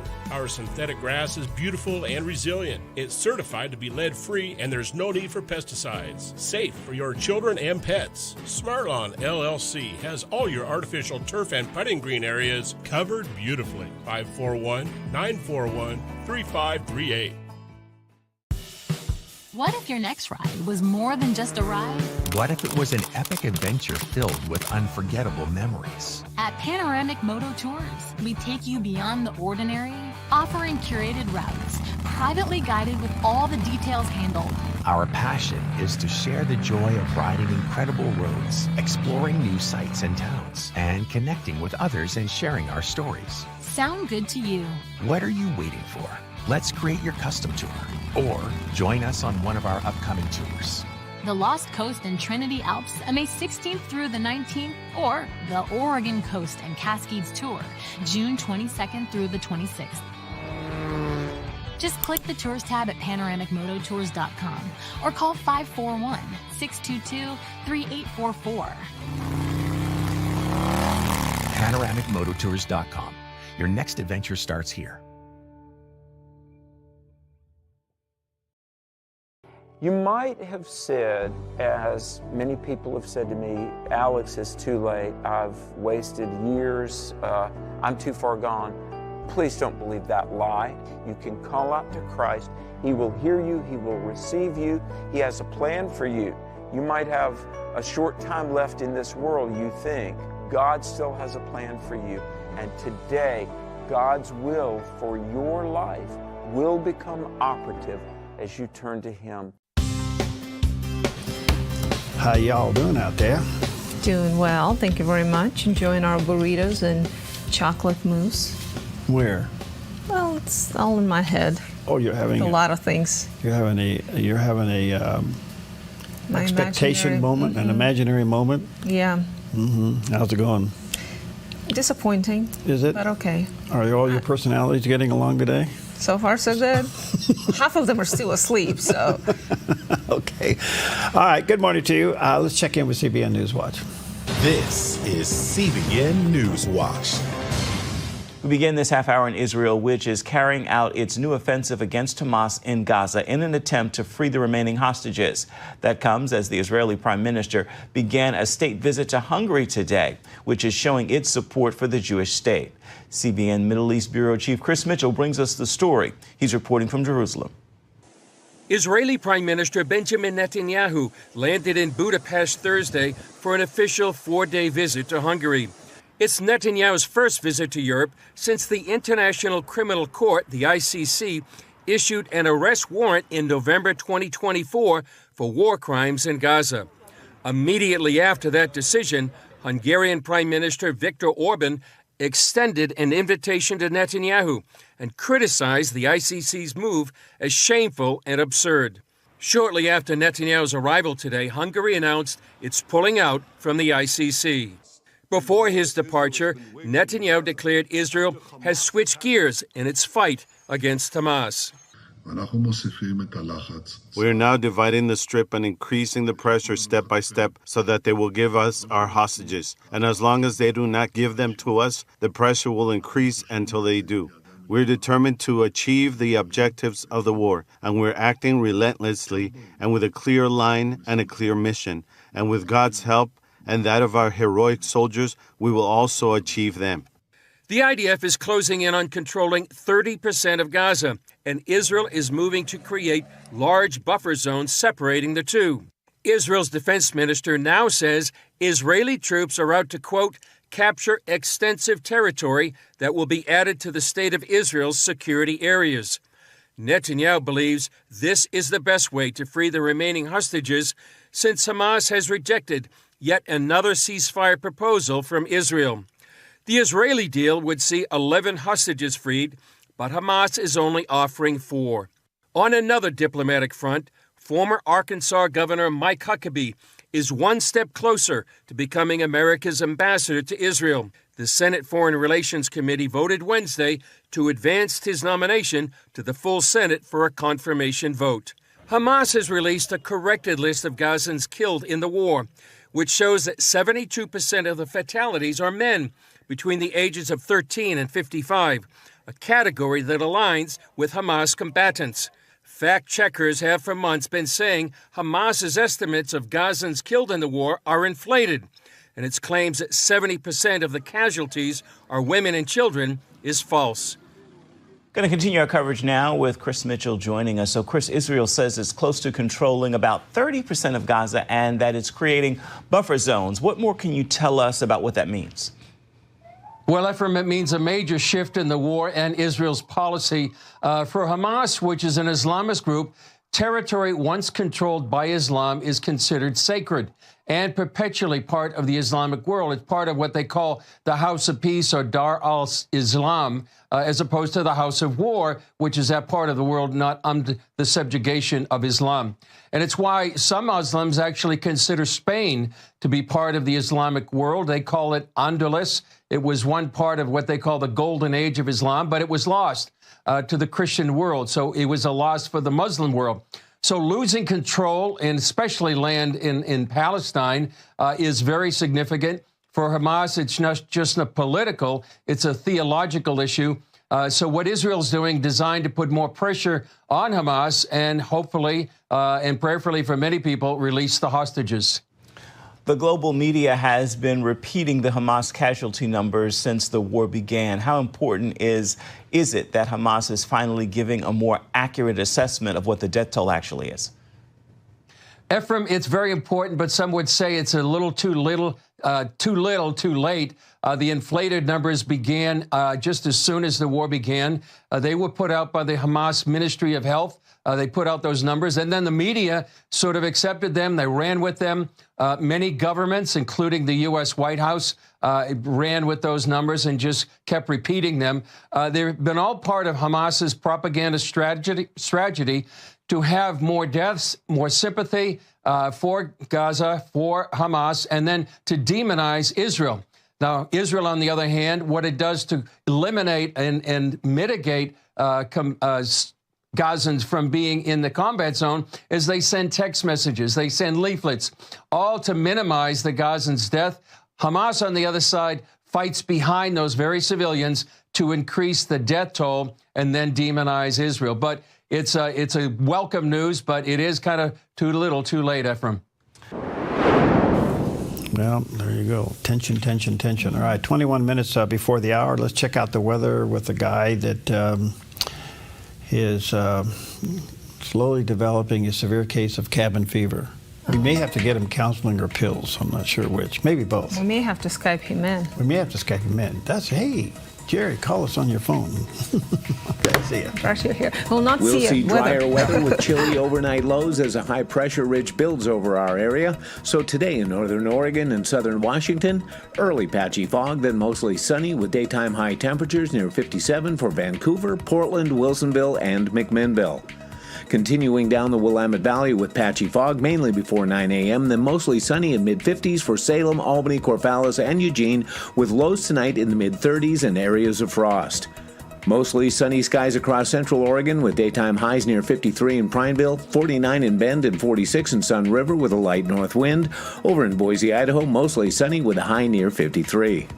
Along the Oregon coast, becoming sunny and near 56 in Coos Bay. Sunny, breezy in mid-50s for Port Orford, Brookings, and Crescent City, California, with a northwest wind gusting up to 23 miles per hour.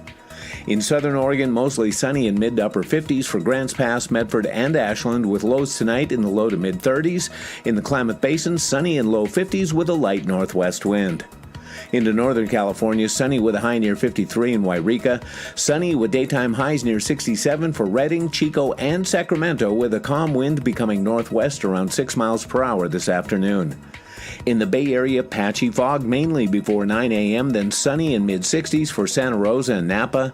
Sunny in San Francisco with a high in the low 60s and a light west wind this afternoon. And today in San Jose, early patchy fog, then sunny and 65. It's a look at your Thursday weather on the Dove. Beautiful, beautiful shot of Mount Ashland. Good morning to you. Still a little fog, not much, but lots of snow, and it will be open today. Good stuff. Well, on this day in 1973, a first cell phone call was made from a portable personal cell phone, and Martin Cooper was the person to make that call. Here's his remembrance of that. On April 3rd, 1973, we actually demonstrated the system in New York. We had a press conference scheduled for the afternoon, but we had been approached by a journalist, and I decided, well, why don't we give him a real demonstration? A real demonstration would be walking down the street, and that's exactly what we did. I wanted to really put a dazzling demonstration on for this journalist. I took a chance and called Joel Engel, Dr. Engel, the AT&T program. And I said, "Hi, Joel, it's Marty Cooper." "Hi, Marty," he says. "I'm calling you from a cell phone, but a real cell phone, a personal, handheld, portable cell phone." There was silence at the other end of the line. To this day, Joel doesn't remember that call, and I'm not sure I blame him. This is an exact model of the very first cell phone. There were only 2 phones in existence at that time. The biggest issue in that first call, we didn't know it was going to be historic in any way at all. We were only worried about one thing: is the phone going to work when we turn it on? Fortunately, it did. And how much have changed, has changed in the last 52 years. More cell phones than people. Yeah, and a lot of people have more than one, but it's like your extension, Yeah, it's your brain. All right, this next story is pretty interesting. You would think this was recorded yesterday. It wasn't. It was back in 2020 when judges then were starting to go rogue against President Trump right at the end of his first term. And the late Rush Limbaugh was talking about it, and here's what he had to say. These are not judges. These are liberal activists who work as judges. They wear the robes of judges, but they are not judges. They are not judging the law. They are there to implement the liberal agenda. Conservatives don't see it that way. They don't see that they're there to implement a conservative agenda. They're there to judge the law. And conservatives think that they are really, really great when they decide cases against themselves, because that proves their fairness and that proves their open-mindedness. The liberal judge doesn't give a rat's rear end what anybody thinks of him, and he certainly doesn't care whether you think he's fair or not. He is there to decide the liberal answer on every case. The liberal decision, the preferred liberal outcome, is the only reason. That is what liberal judicial philosophy is. What a great explanation of what's happening today, isn't it? It's hard to swallow, but it's true. When you see how the judges are acting today and you wonder what's behind it, and how could they obviously be opposed to something that is so obviously evil, now you know why. So what's the antidote to those kind of judges? The antidote is Congress created all these district courts. They can go in there and reform them. I don't think you can eliminate them because we need them because of the backlog of the cases, but you can reform their authority, and they need to do that, and they need to do it like this afternoon before 4 o'clock. We'll be right back. While they're doing it. Yeah.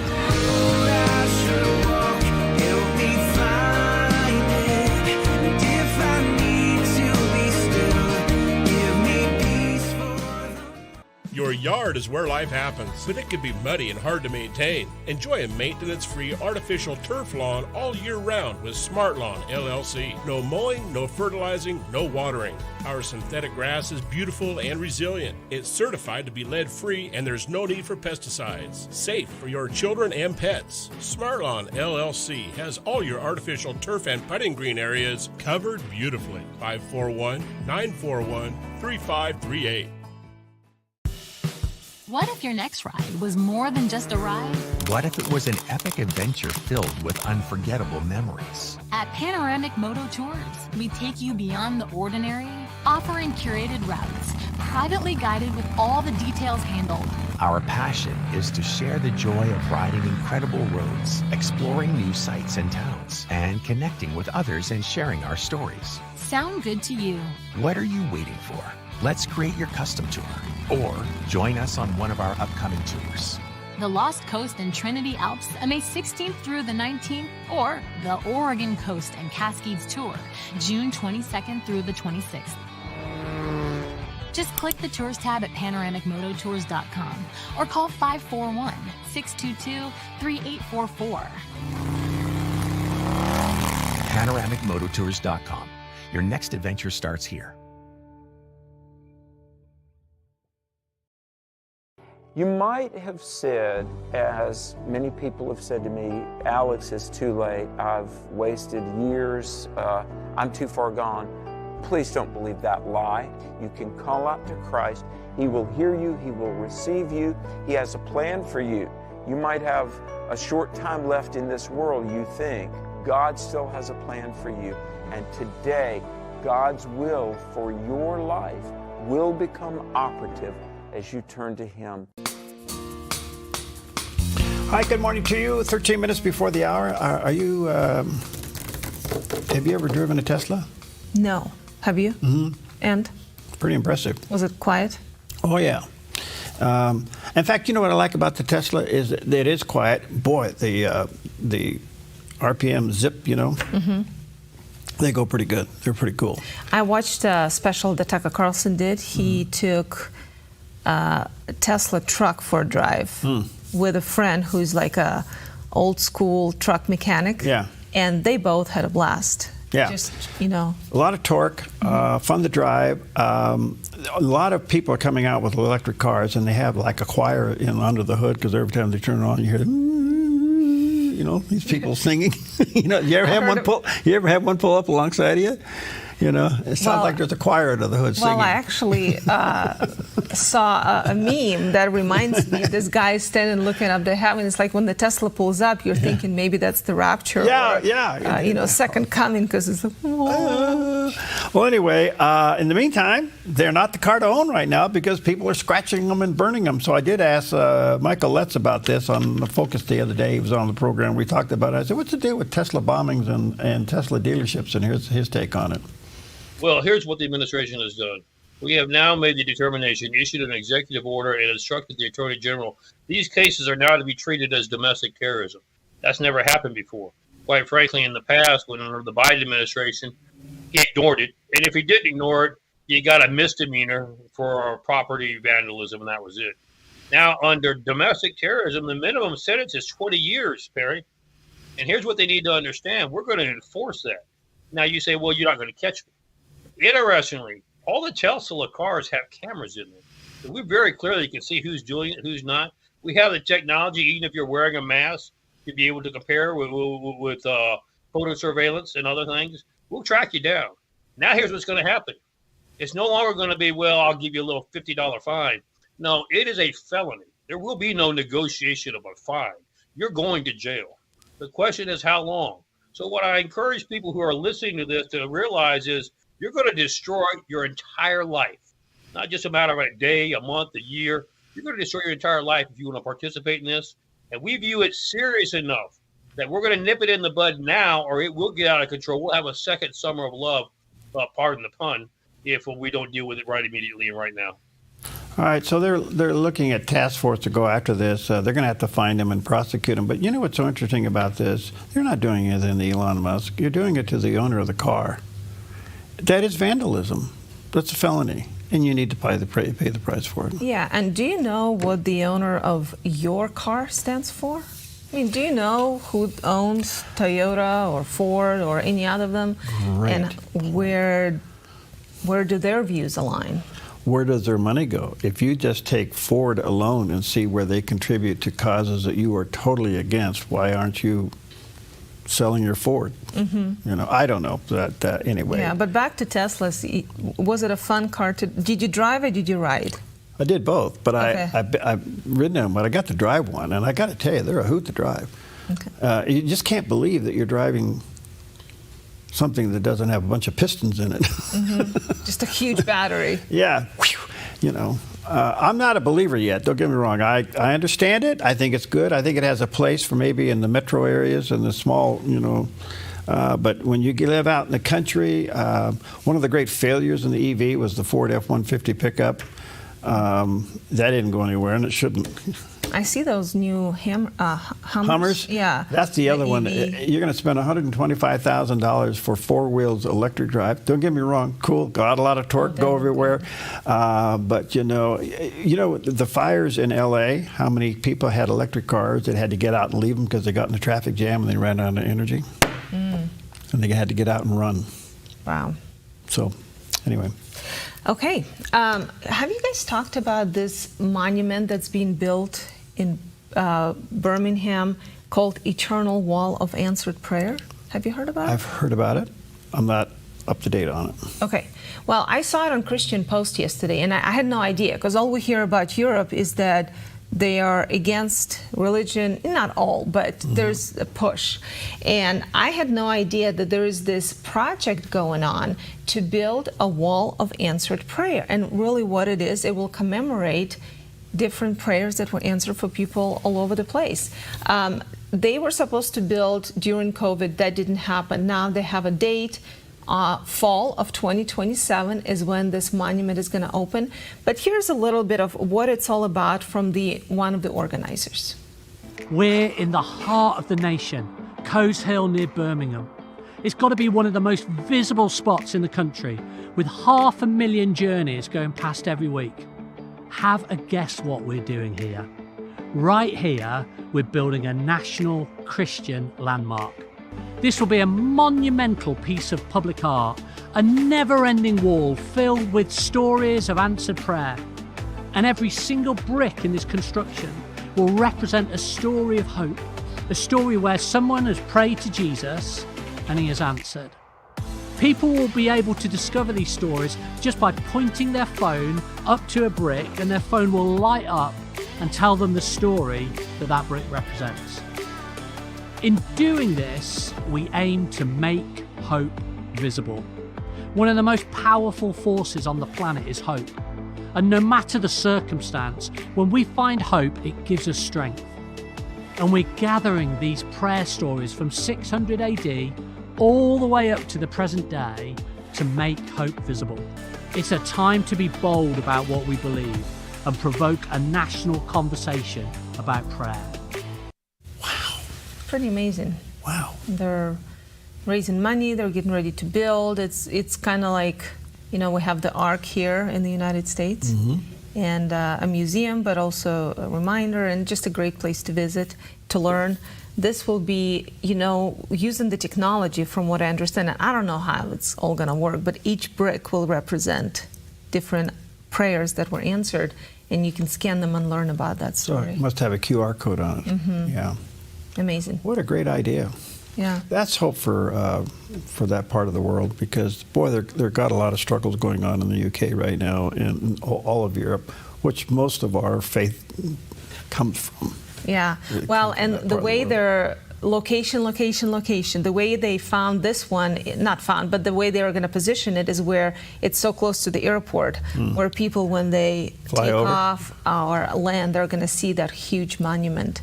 That's wonderful. Just a reminder, yeah. All right, shows you the power of the Dove. The power of the Dove. We were talking about EVs. We were. Yeah. In the Hummer. Yeah, I just got a text from the Hummer dealer.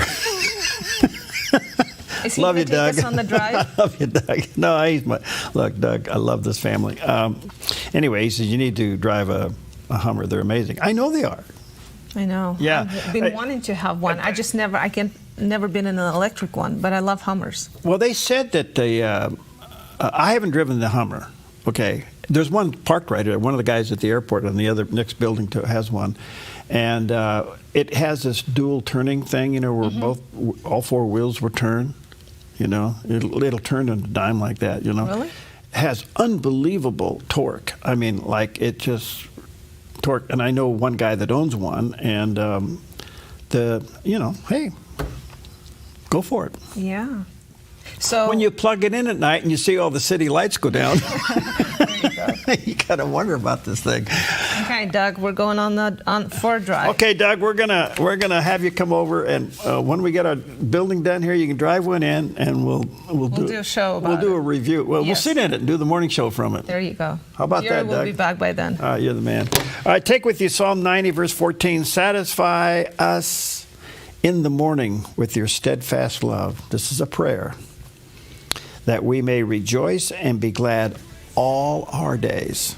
Well, the key is, do you talk to him the first thing in the morning, or do you talk to him at the last thing at night, or do you do both? And the other thing is, do you talk to him during the day? You can go to the sanctuary of your heart and have a prayer meeting at any moment. Amen. Amen. There you go. Have a burrito.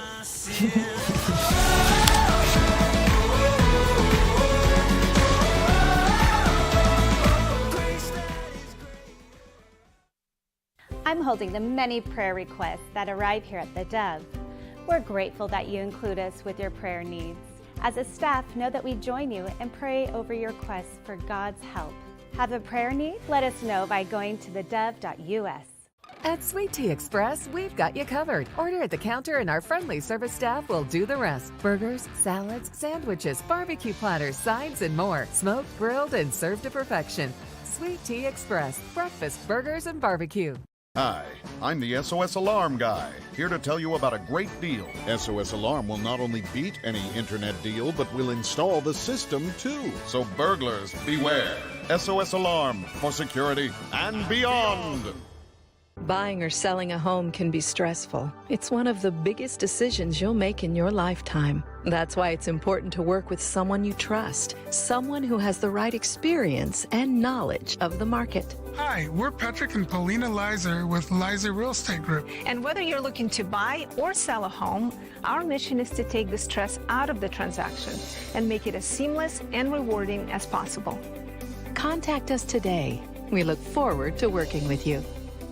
Spring is around the corner and summer is on its way. With fire danger biting at its heels, flammable blackberries and underbrush will grow like gangbusters and sprout fire danger in no time. A wise property owner knows the best time to take care of fire danger is to extinguish it before it gets started. GMV Forestry LLC can help you protect your property with adequate firebrush clearing to fireproof a zone around your precious property. With over 35 years experience, GMV Forestry LLC has the knowledge, experience, and all the equipment you need to get the job done right, offering a wide variety of services like mulching, field mowing, snow removal, driveway clearing, ditch cleaning, gravel delivery and spreading, driveway sweeping, logging, and more. GMV Forestry LLC does it all, and they do it right. GMV Forestry LLC, the team you can trust. 541-660-6445. 541-660-6445. There's a verse that says, always be prepared to give a reason for the hope that you have. My faith in Jesus Christ means everything to me. Being able to play on this stage, it's all just comes from Him. Trust in the Lord with all your heart. Lean not with your own understanding. Our faith and our salvation, that's the one eternal thing that reigns above all. Watch more inspiring moments like these from this year's Final Four. Watch the 700 Club Monday morning at 11 on the Dove TV. Journey to find answers to life's biggest questions. Watch Road Trip to Truth Monday and Friday on the Dove TV. Encouraging and informative.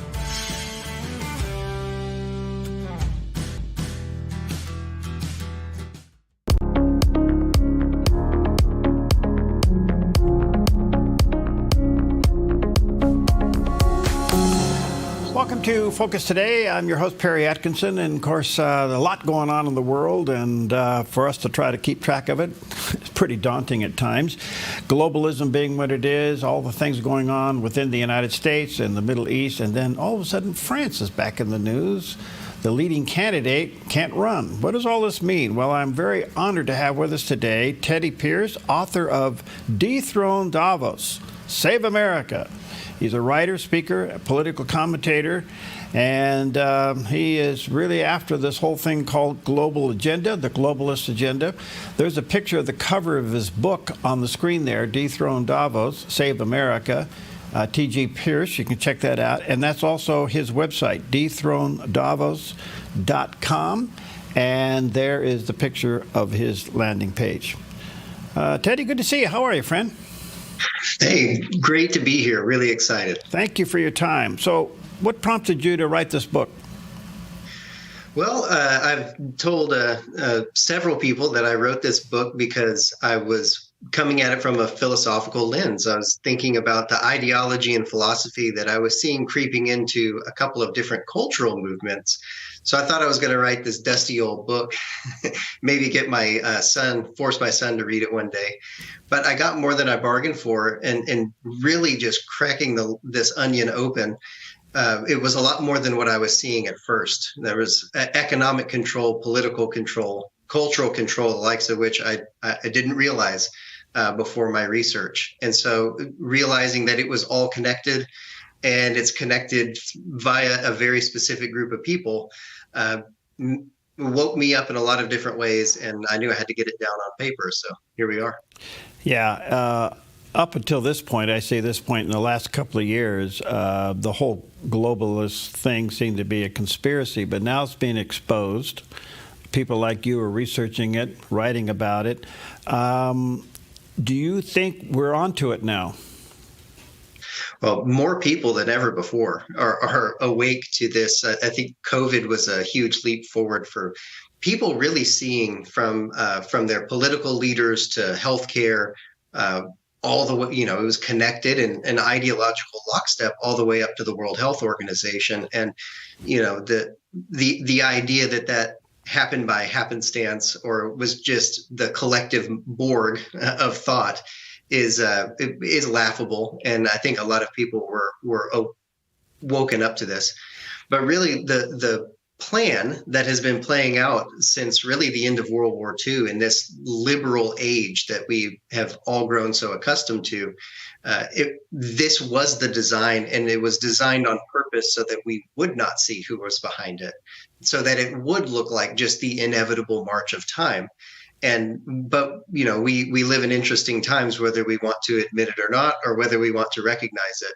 But we're at the stage where they want to carry their plan forward into the new paradigm, and so we're going to have to be awake to it whether we want to or not. So their hypocrisy has been exposed, and that is gaining traction. And then just recently, as you well know, President Trump withdrew from the WHO. How big of a blow is that to this agenda? Well, America is the crown jewel of the West, and it is the largest domino that has to fall in order for their rule by expert class plans to take effect. And so it's certainly a something that Trump is a fly in the ointment to them, and this time around he's even more so. It's a blow to their plans, but it's just a change in tactic for them. It's something that they're going to see clearly as the next challenge that they need to tackle, and they'll figure out some way to spin it around to their advantage, I'm sure. Yes, but at the same time, not all the elite are buying it. In fact, some of the elite now are speaking against it. Yeah, that's true. There are a lot of very wealthy people in the world that are speaking up. I'm glad they are, and glad they're doing so. Really, it's the elite that you have to worry about are the ones who are willing to play cabal, if you will, and step out on that field and start spouting those their talking points and really selling the idea of globalism as, like I said, the inevitable march of the future. So how do wars play into this equation? How does the Ukraine-Russia war play into globalism? You got all the messes in the Middle East, which there's no way those countries are going to play into some of this stuff. They got to be a fly in the ointment to this agenda. They certainly are. You have countries like Russia and China that are seeking their own ends. They're not a part of the European alliance, if you will. Really, there's a lot of control via the United Nations, getting those countries to come in line. The ones that won't need treatment. And so a lot of times it is keeping a lot of these countries destitute, not allowing these movements to rise up. A lot of it, too, is supporting the defense industry, which is a huge part of their plan. And then, really the last part of that is war is a very powerful tool for destabilization. And if you can create enough chaos and enough corners throughout the world, surely the people will rise up and ask for a strong man to solve the problem. And lo and behold, the people who've orchestrated it all step in to claim their title and establish their peace. That sounds biblical. Yes. Okay, so we've pulled out of the WHO, the Climate Accord, and it looks like we may pull out of the UN. That's got to be 3 shots in vital organs to the globalists. Well, yeah, and I think that is why we're seeing things like Marine Le Pen being accused of corruption, and whether, regardless of the veracity of the claims, just very convenient that she doesn't get to run. And so you're seeing these sovereigntist movements rise up, and you're seeing them quashed or quelled or called extremist. And so that's really what we're seeing the response being, because this is a huge blow to their plans. And when I say huge blow, I mean it delays their plans in their mind. They don't feel like they're defeated in the least. But that's the call against Christian nationalism and making that the new boogeyman as well, is just to make these things seem radical in comparison, so that people would choose the safety and comfort of the globalist agenda over anything else. Okay, I get what they're trying to do. Let me drill down a little bit on the Marine Le Pen thing, because this is an amazing story coming out of France. By the way, she still is polling extremely high. Is this going to uncover some shenanigans within their court system? I'm really not sure how it's going to play out. I know that they're going to push very, very hard to make the charges stick, at least through election time. But this, again, is one of those things where you see something greater at play. This isn't Macron just being a little petty tyrant. This is obviously tied to the fact that he is a World Economic Forum young global leader.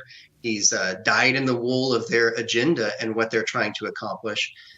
That Paris hosted the climate accords. And so this is about the structure and integrity that the globalists have built into the French government and them preserving that. And if that causes Macron to lose popularity, it's fine. There are 10 more people in the pipeline behind him.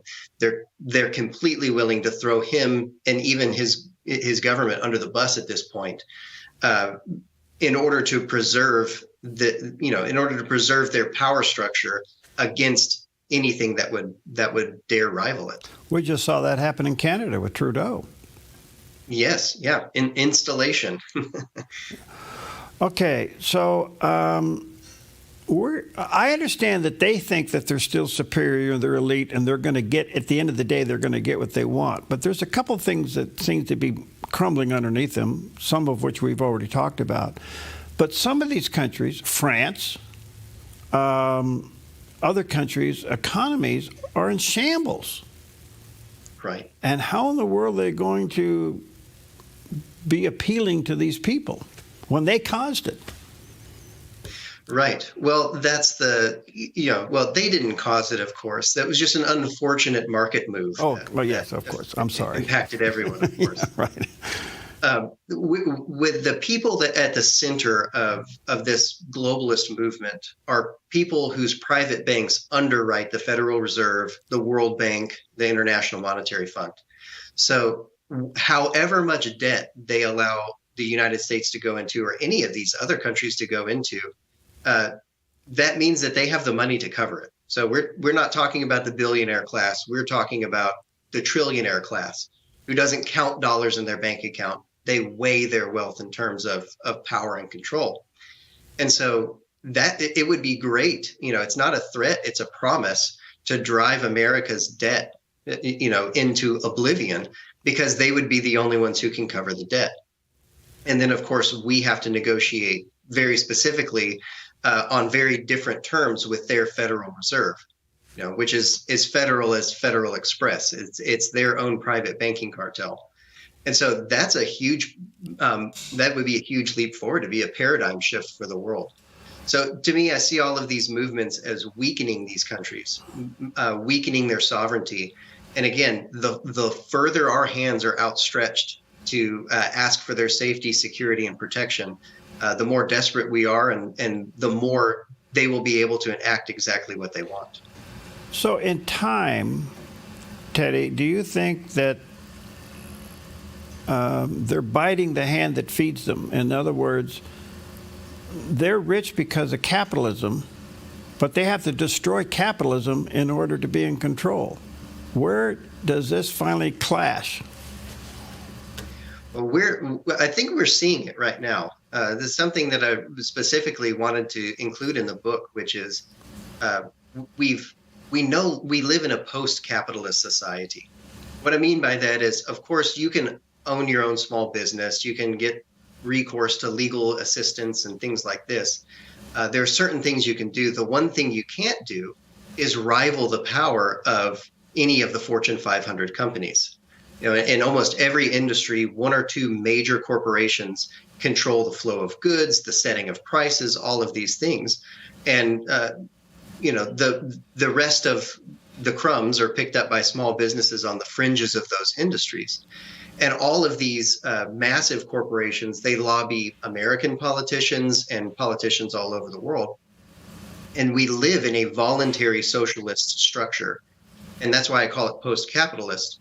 And so I think we're at that moment where this is not sustainable for the common man and for capitalism broadly, but it's a very functional system for very powerful people who pull the strings via their economic technocracy to make those companies and the companies that are too big to fail cooperate with the governments that they also control and manipulate to create this new world order, this idea that they have, which is you're a barcode, you're to be managed, and they are the Nietzschean Übermensch. They're the strong man who's up for the challenge and has rigged the game in such a way that no one's going to be able to compete with them. So do they, from your research, do they think they're there now? That they're at the point now that they're just bigger than the problem? To me, I see that they believe that they're there. They've been there for a long time. What they're wanting to do is a completely peaceful, soft coup, color revolution style thing, where they're going to manipulate. They've already manipulated the world. They're going to push that manipulation over the edge with this thing they are alluding to called the Great Reset. And it's going to cause this international collaboration, or a need for that, like never before. But really what they're trying to do is make all the countries stay the same names and all of the dignitaries remain in place, and for people to feel like not much has changed. But the world will have changed because they will have, the United Nations will be mandatory, and they will be the rule by expert class that's gently guiding the policy of the world, and they will control that through their economic control over the big ag and big food system and big pharma. So you'll have one place to go to for food, one place to go to for healthcare, the same scientists and experts that are guiding the countries of the world forward. Okay. So that's what they want. I think they could achieve it now, but not the way not in the chef's kiss way that they're trying to get it done. Okay, I understand that's their Christmas list. I get that. Yeah. I see some real problems. Not only do I don't like that, that's obvious. We don't want this. I just see some real problems with them getting to the full throttle of what they're trying to do.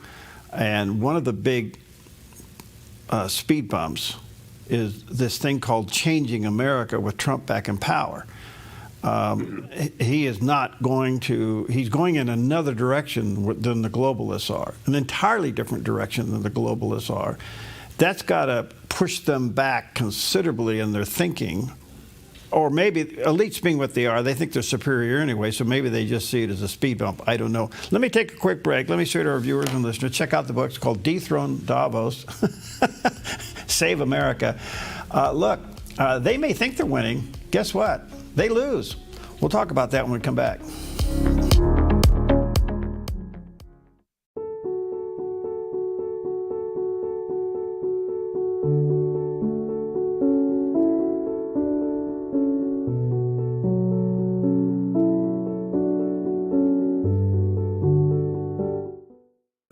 Hi, Dad, father and son jewelry. Looking for engagement rings? Ovals, round, pear shapes, and more. All a third off at Father and Son Jewelry. And let's not forget about our fellas. With Lashbrook, you can have it your way. From plain bands, precious or alternative, thick or thin, we can add stones, engravings, and inlays. Lashbrook can do it all. Father and Son Jewelry. Your family jeweler since 1958. Visit Father and Son Jewelry, 5 generations of family in Medford. Stewardship begins with the knowledge that nothing belongs to us, but everything belongs to the Lord. This helps us to run a business not in the fear of lack, but in the assurance of His care and provision. Such a perspective eliminates the drive to sell and replaces it with a heart that says serve. This begins with serving our clients and coworkers with integrity and genuine care.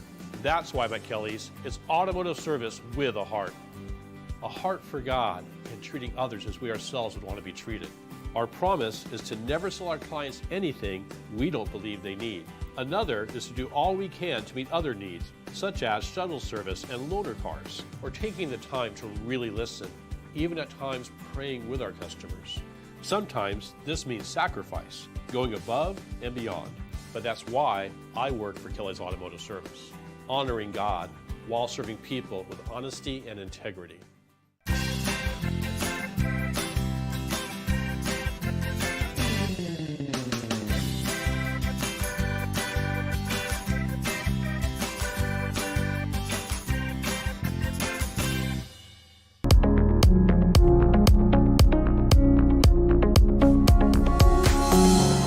Okay, welcome back, and I have a special guest today. Teddy Pierce is with us, the author of a fascinating book. Wow. Dethrone Davos. There's a picture of the cover, Save America, subtitle. And this is an amazing book dealing with globalism, which is all of us now begin to understand there's more to this than just conspiracy theory, that there are actually organizations and people that get together at a place called Davos and they huddle and they come up with these global thinking. But back to my comment just quickly there, and that was, it appears, especially after yesterday, where the president's going after tariffs and all that stuff, and you know the drill, that is not good news for the globalists. When America wants to be independent again, this has got to be an interruption to them, or am I missing something? It certainly is. It certainly is, and I think that's why we're seeing the rhetoric, the orange man bad rhetoric, really start to ramp back up. Alluded to earlier, bringing in the boogeyman of Christian nationalism and all of these types of things. Again, it's orchestrated. It's designed. It is designed right along their playbook and their ideology. They have the theology and philosophy of relativism, and the relativism is basically just a denial of truth. And that fits right in with the philosophy of Nietzsche and his Übermensch, this idea that the strong man is the one who throws off all moral frameworks and is able to step outside the cultural norms and morals, and that's the truly liberated man. And that's the strong man who deserves to rule over the weaker people who can't seem to do so. And so it fits right into the framework of where they're coming from. These are people who believe themselves to be demigods, at least, or gods among men, due to their power and influence. So you can see why they would take this tact. And why, when that's, sorry if I sound glib when I say that, but just I want to really put that in the framework and in the mind of the reader and in anyone who needs to understand clearly what we're dealing with. We're dealing with godless people. We're dealing with moralless people. We're dealing with people who would laugh at you if you called them evil because they don't even believe in that framework. They've knocked everything down to a mere power struggle. And may the strongest man win. And of course, that's why they've set this game up. It's their game, their story, and we have to lose in order for them to win. So I think that's probably how they're looking at America and Donald Trump in particular. They're going to see if they can outlast him. There's certainly be a huge, huge fight for the power centers of the United States government in 2028. We'll see what they do. But really, this in the same way of what Trump is doing and how that is foiling their plans, that lends itself right into their Achilles heel, and why I say that America is the crown jewel, the biggest domino that has to fall. That's so well said, because you answered a lot of my questions in there. I was wondering, I wanted to be respectful, but they do see themselves bigger than God. Mm-hmm. So absolutely. So with that in mind, and there's no moral framework or guardrails here, then anything goes to achieve what they want to achieve. And yet they've been exposed, and they're full throttle going ahead. Do they see their trunk on fire? I mean, they may be going down the road, but they're burning. You know? Right. So what's the antidote here? What's the solution? Well, their Achilles heel is precisely that, and it's why I do believe that America, in a philosophical revolution, a philosophical rebirth in this country is so necessary, and this is the epicenter for it. Because unlike the godless globalists, we believe that we are endowed by our Creator with certain inalienable rights, among those life, liberty, and the pursuit of happiness. And so God is at the center of our framework, and we say there is a God, and by God, the government's not going to take those rights away from me. And so I truly believe that us rediscovering our founding, this founding that has been taken from us on purpose as a part of psychological warfare, us being able to articulate that vision properly, pull that back into our discourse, both political and cultural, and really see clearly this divide that's happening. It's truly two different anthropologies and ways of thinking. First thing we have to do is identify it.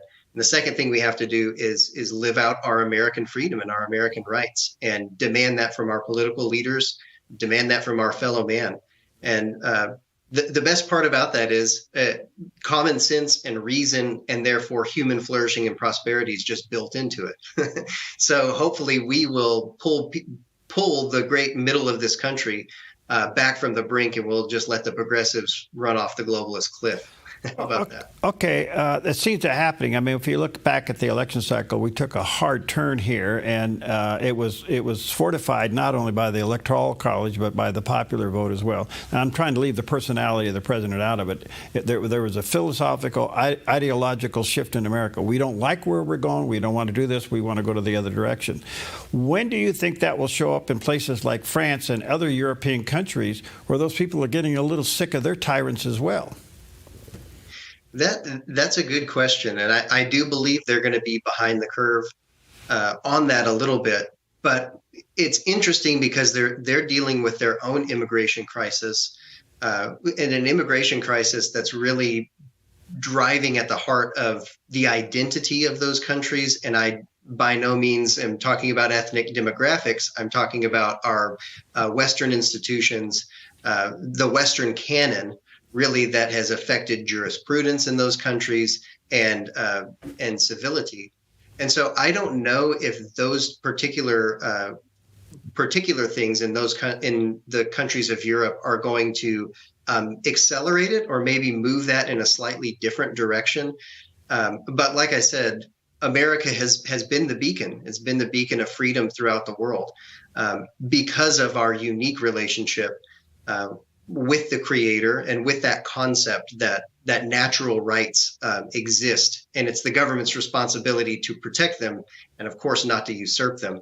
And that's something that's a little lacking. You know, the prototypes are over there. The proto governments of Americanism are over there. So it'll be interesting to see how that plays out.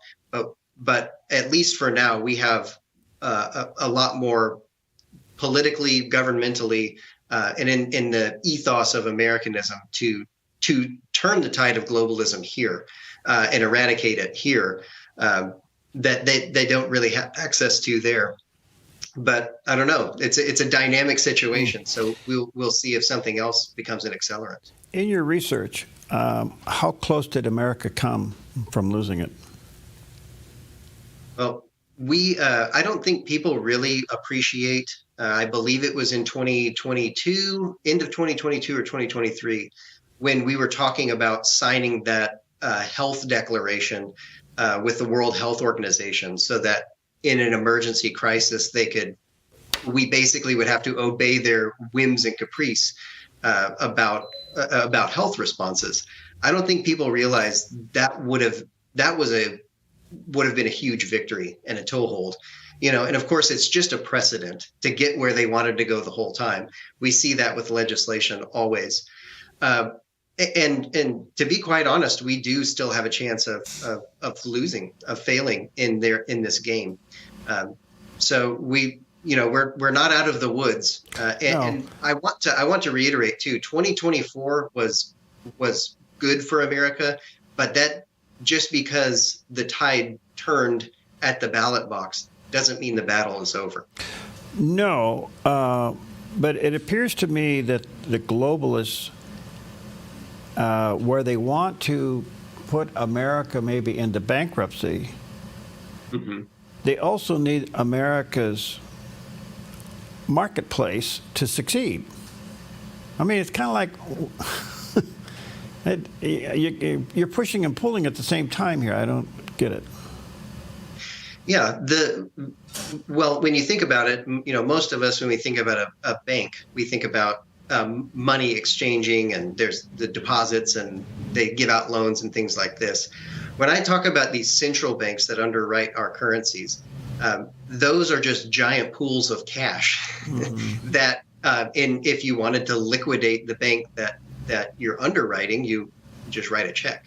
And so we really do need to understand the debt is one of the greatest existential crises. I know that term is way overused in today's modern rhetoric, but it truly is a threat to the existence of America because of the way the Federal Reserve is set up. Outside of, I think we're still several years away from taking our monetary system back from the Federal Reserve. But in the meantime, they are driving the debt. And if what they will do is get the country of America itself to default on its debt, and then they will absorb it and find some payment plan. We'll be paying tax. It'll be our tax dollars that pay it off. But we'll basically be on a probationary management plan, and they will keep the economy and the New York Stock Exchange and the companies that are traded there humming right along. And so really, you're exactly right that they're pulling from both ends. It's just they know how far they can bend and break the system because they're the ones holding all the cards. They think they are. Right. Okay. Well, somewhere God weighs into all this. But what's so interesting to me is that it's now been exposed. It's no longer a conspiracy theory. It's serious stuff. And when they're flying around in their personal jets and landing at Davos and they're having their meetings, and there's something going on behind those closed doors. Now we know what it is. And measures are being taken to stop it. I can see where a weak nation can easily get caught up in all of this. But some of these people won't live long enough to see their plan fulfilled. Yeah, that's true. Yeah. And many of the founders of this movement, I almost said founding fathers, that's very incorrect. Founders of this movement, this globalism, have passed and gone on now. And it has always just been a mechanism for increased power and control. Yeah. And they're playing their part. But as you see, Alex Soros is adopting the Soros fortune and carrying on in his father's footsteps. And that's really what this is about. And for all the talk of China having a 1,000-year plan, I think it's very similar for these people as well. And it's about implementing their plan and control and handing it on for a 1,000-year reign. It's easy to get your head around when you realize that they consider themselves God. And at the end of the day, we know who wins that one. Hey, thanks for your time. Let me say to our viewers and listeners, there is a website, and that is dethronedavos.com. There's a picture of the website. The book goes into great detail of what we just discussed here. It's called Dethrone Davos, Save America. And Teddy's spot on with this, so check it out. Thanks for your time. Let's stay connected. Hey, absolutely. It was a blast. Yeah, thank you.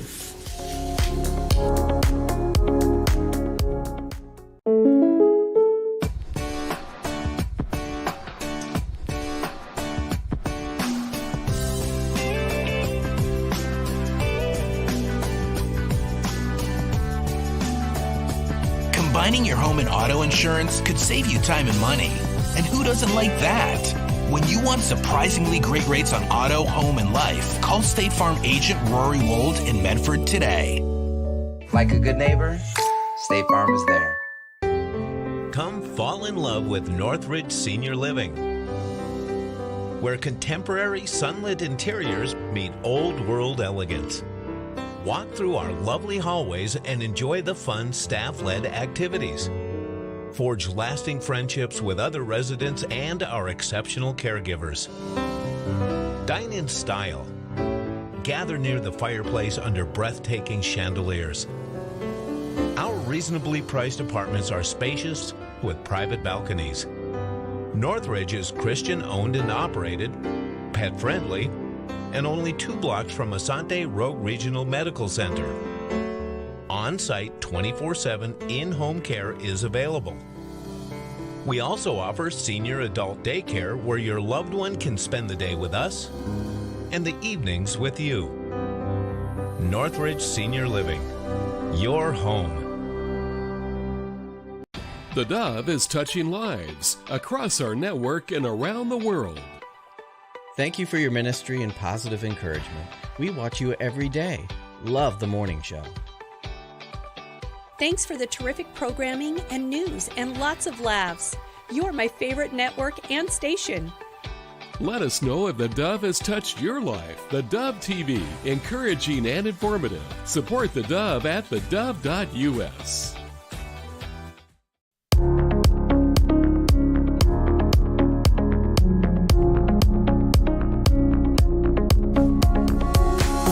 Welcome back. Well, a new organization that's been in the news a lot is just shaking everything up. DOGE, Department of Government Efficiency, in so many ways, and its impact across the landscape. I'm delighted to have back with us today Edward Bartlett. He's the president of SAVE, S-A-V-E, which is an organization focused on fairness and due process on college campuses. We've had him on before. He does have a website, saveservices.org, and there's a picture of his landing site, saveservices.org. Edward, good to see you again, friend. How are you? Hey, great to chat with you, Perry. I hope you're doing well. Yeah, thank you. We are. Thanks for your time. Hey, I'm just kind of curious, just on the college thing quickly. What do you think of the impact of the executive order of DEIing colleges' impact on colleges? Well, it's a long overdue step to get us back to our founding principles of equal opportunity under law. It's called the 14th Amendment for people who have never heard of that.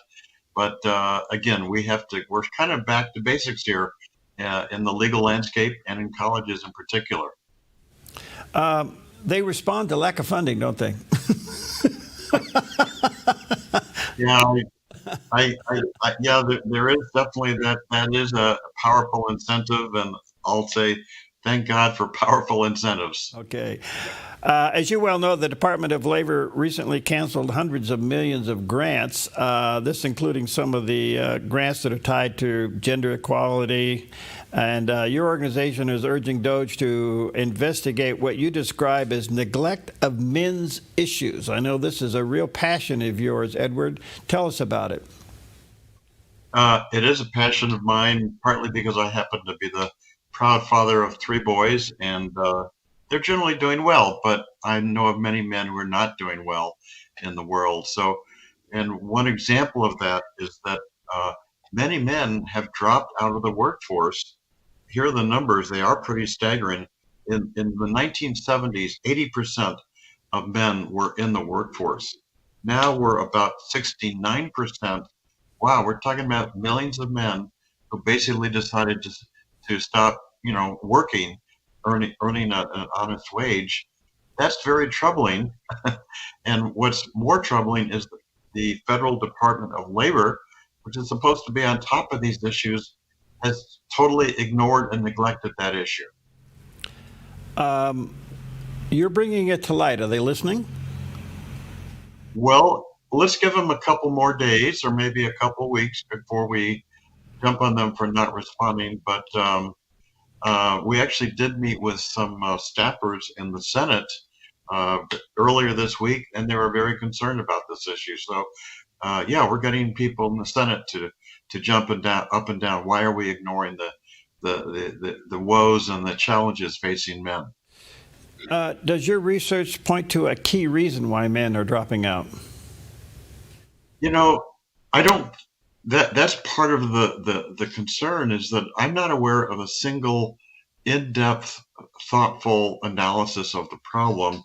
So I'll tell you my theory. My theory is that our nation has created a narrative, let's call it a toxic narrative, that describes men as being abusive, lackluster, uncoordinated, you name it, sort of the Homer Simpson effect.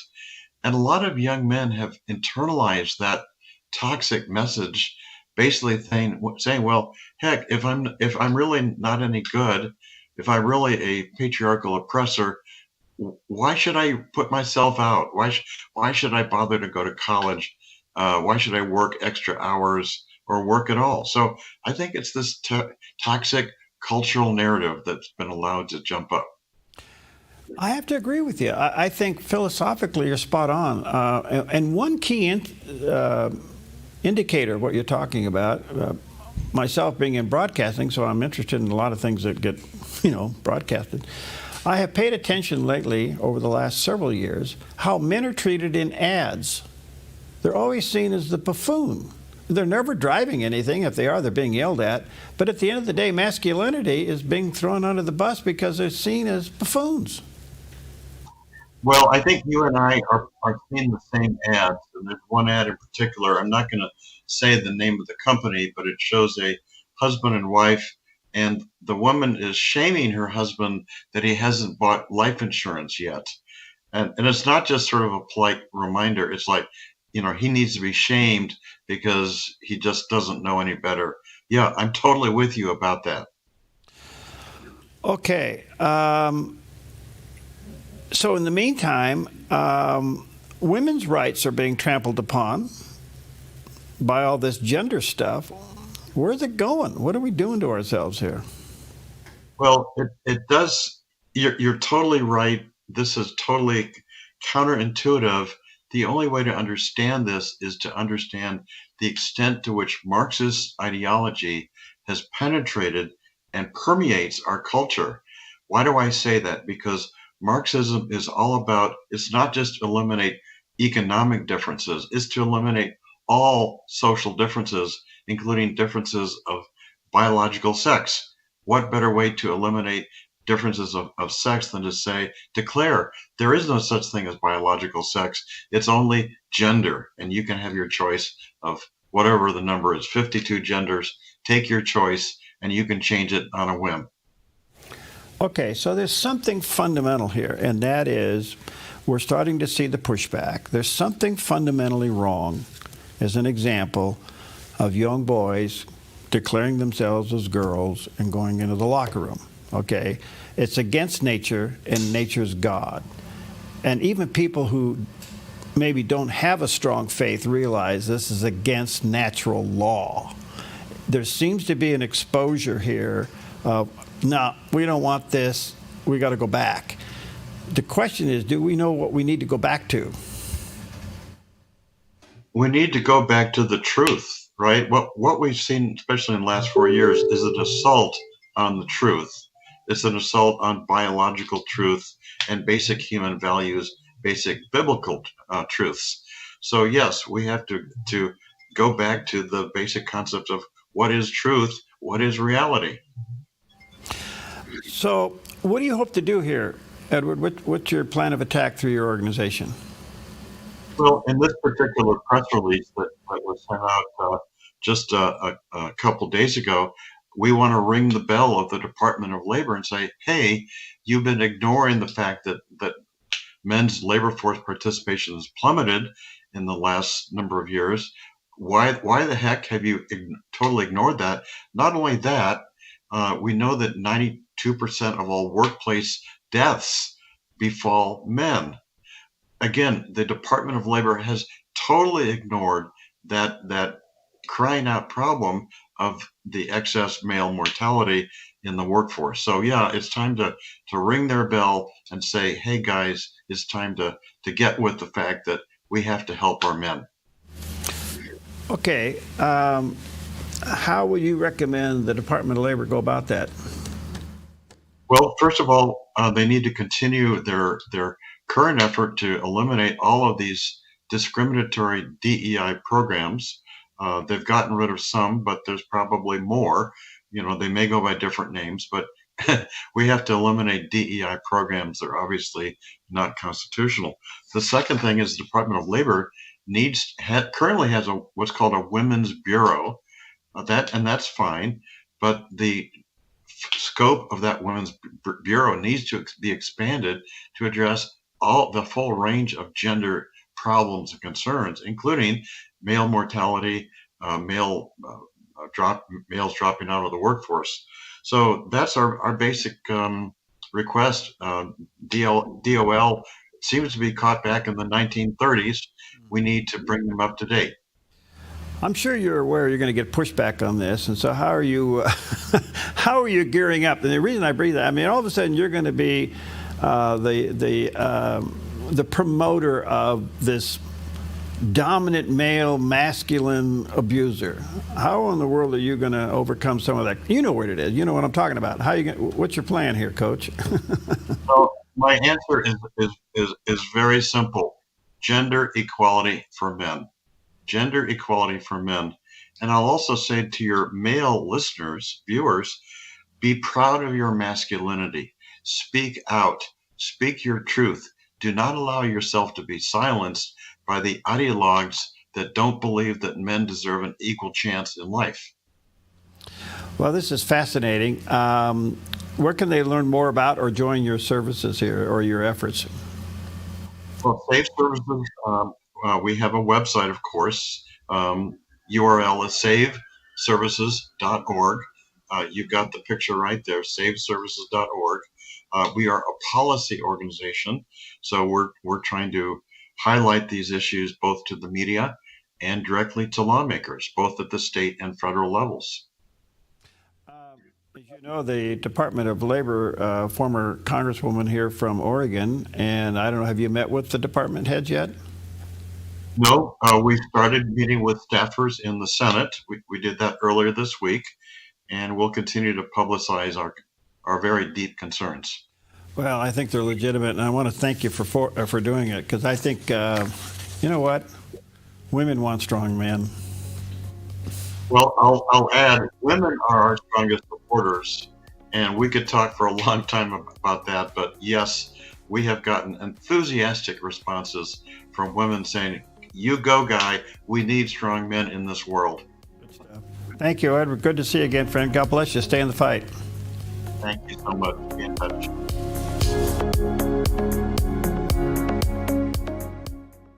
Hi, I'm the SOS Alarm guy, here to tell you about a great deal.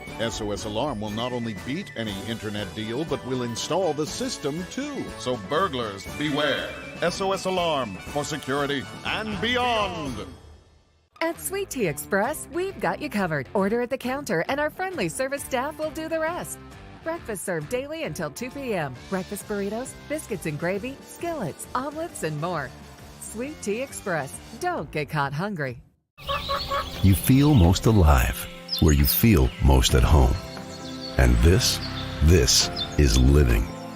Bobcat, the company that changed the way the world works, is coming home with a quality compact tractor built to match your quality of life. This isn't work you have to do. It's work you get to do. So get it done in a tractor that's all you. See your dealer or visit bobcat.com. Clean water is essential to your good health. Ultra Pure Purified Water has been delivering purified, healthy drinking water to the Rogue Valley since 1995. Locally owned and family-run, Ultra Pure Purified Water uses a multi-stage process ensuring your delivery of water is 99.8% pure, so your family stays hydrated and healthy. Online at ultrapurewaterinc.com or call 541-734-0828. 541-734-0828. Romans 1:20 tells us God's power is revealed in creation. Yet 2 Corinthians 4:4 reminds us that Satan has blinded many to the gospel. At the Life Outdoors, we've seen the truth of God, His eternal power and divine nature displayed in every mountain and stream. Follow along and let's wake the wild within. The mountains don't lie. Where there's truth, there's Jesus.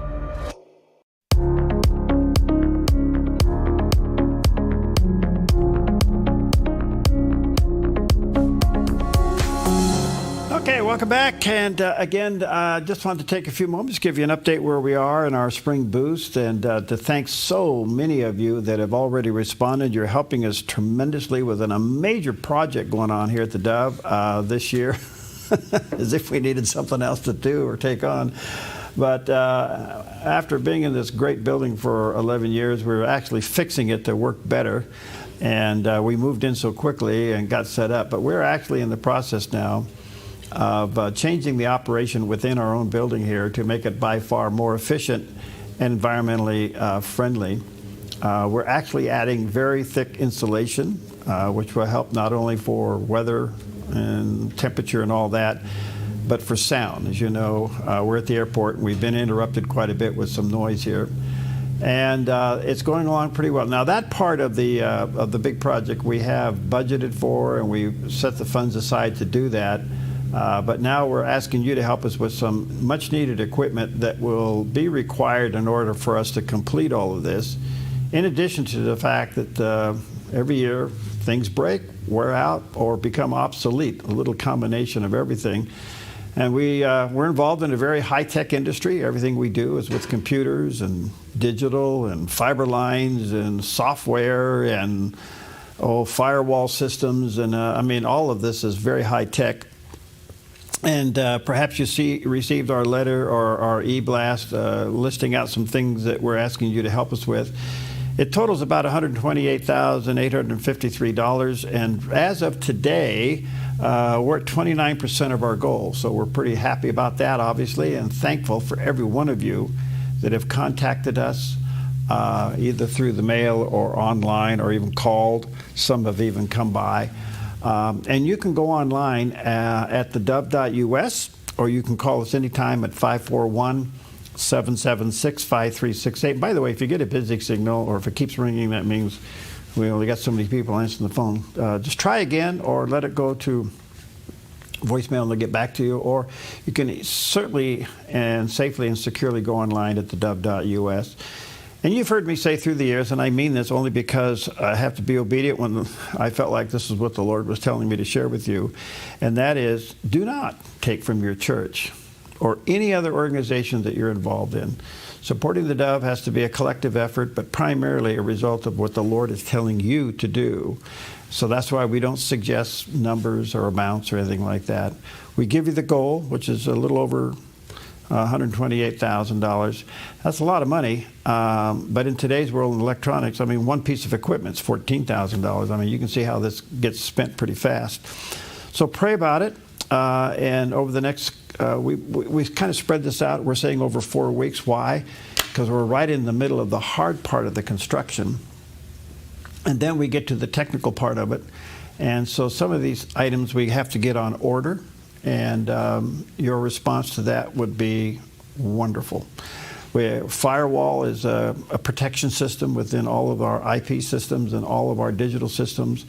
If you're a techie person, you know exactly what that is. If you're a non-techie person, the only thing I can tell you is it's security. We have to replace our Skype system. Why? Because another company bought it out, and May 1st it goes away. We have to replace it with something else. The software system is the software that runs the computers that make things happen, both on radio and TV. And then if you get down to an LED production wall, we're really hoping in our new reconstruction here that we can mount one of these up. It is long-range forecasting, but very much needed. This will help in production, big time, and it'll save us a lot of money in the long run because we won't have to change sets every 6 months or so. We'll be able to just do it electronically. So those are just some of the items, and pray about it, what the Lord would have you to do. You can call or go online. But folks, I have to say this. The other thing is that some of you have been sending little notes with your gift. Gosh, it's just wonderful to hear and to see where we're getting support from. Literally, I'll say this, literally all over the world. Primarily up and down the Pacific Northwest, California, Oregon, Washington, and then we've heard from just about every state. Why? Because we're on Roku, we're on Apple TV, and we're also on the computer. So you can go to our website, you can watch and listen. You can download our app, which a lot of people are doing. In fact, we're in the part of our upgrade is to upgrade the app to make it more functional for you.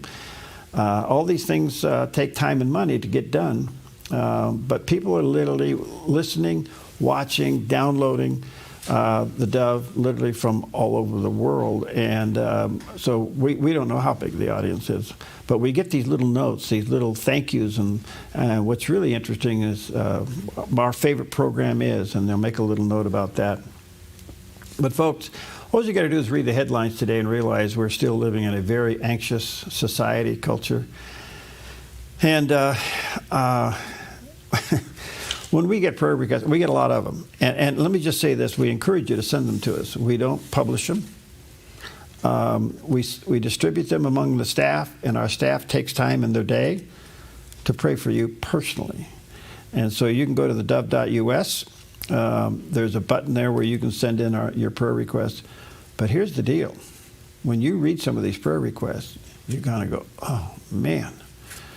Some of the things that people are going through are just amazing. And have you noticed life just is hard? And when they hear a program or see something or read something that gives them the life and the encouragement, it answers the question, that's what God called us to do, to be on all media platforms with the simplicity of the gospel so that it's easily understood by people who are solid in their theology so that you can hear it, be blessed, and your life can be changed. I can say this in today's world, a lot of people obviously don't go to church for a variety of reasons, and their only connection to something spiritual is through the Dove. And we've had notes regularly, people who will be watching or listening, that something was said, something was given to them that just stopped them to pause and ask the Lord to come into their life. And that's the miracle. And the scripture the Lord gave us quite some time ago was Romans 10:20, where it says, I was found by those who were not seeking me, and I manifested my love to those who didn't ask. So how does someone find him when they're not looking for him? And how does someone feel his love when they don't know who he is?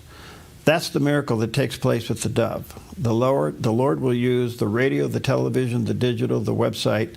They'll use the content on those platforms to match with the person, whatever their need may be or their question may be. And the power of the Word, I think that's what's so interesting here is a lot of times we over-explain it. It's pretty simple.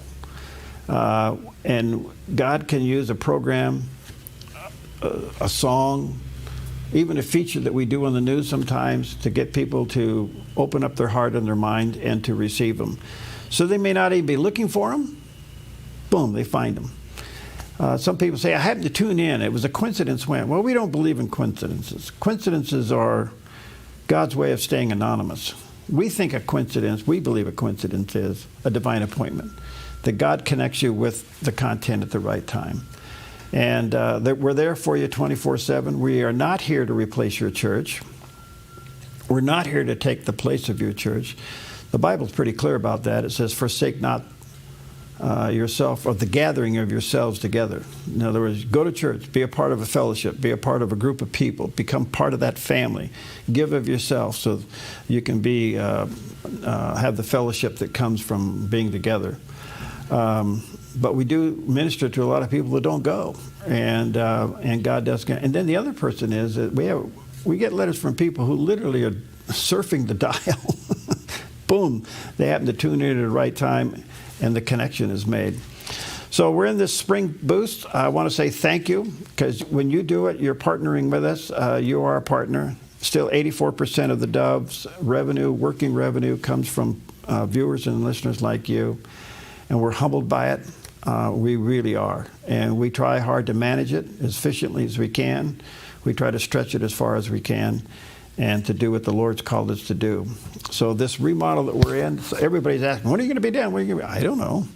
I have decided not to put the pressure on myself or the team that we're going to be done by a certain date, because we don't know that, and I didn't want to be disappointed with breaking those deadlines. But moreover, as I've been working with some great contractors here and subcontractors here, my message is to them, take your time and do it right. We just want it done right. This is God's stations, this is God's studios and offices, and we want it done right and to represent Him right. So you can call anytime, 541-776-5368. If you got something in the mail, you can respond through that. There was an envelope with that. And you can safely and securely go online at theDove.us at any time there. And again, don't take from your church or any other ministry, but if you feel led to be a part of what we're doing here and to partner with us, we'll manage those resources very carefully, accomplish what God called us to do. This is just a tool, not a goal, it's just a tool. Studios and offices and screens and TVs and microphones, those are tools to get the gospel out, and you're helping us do that. Thank you so much. God bless you.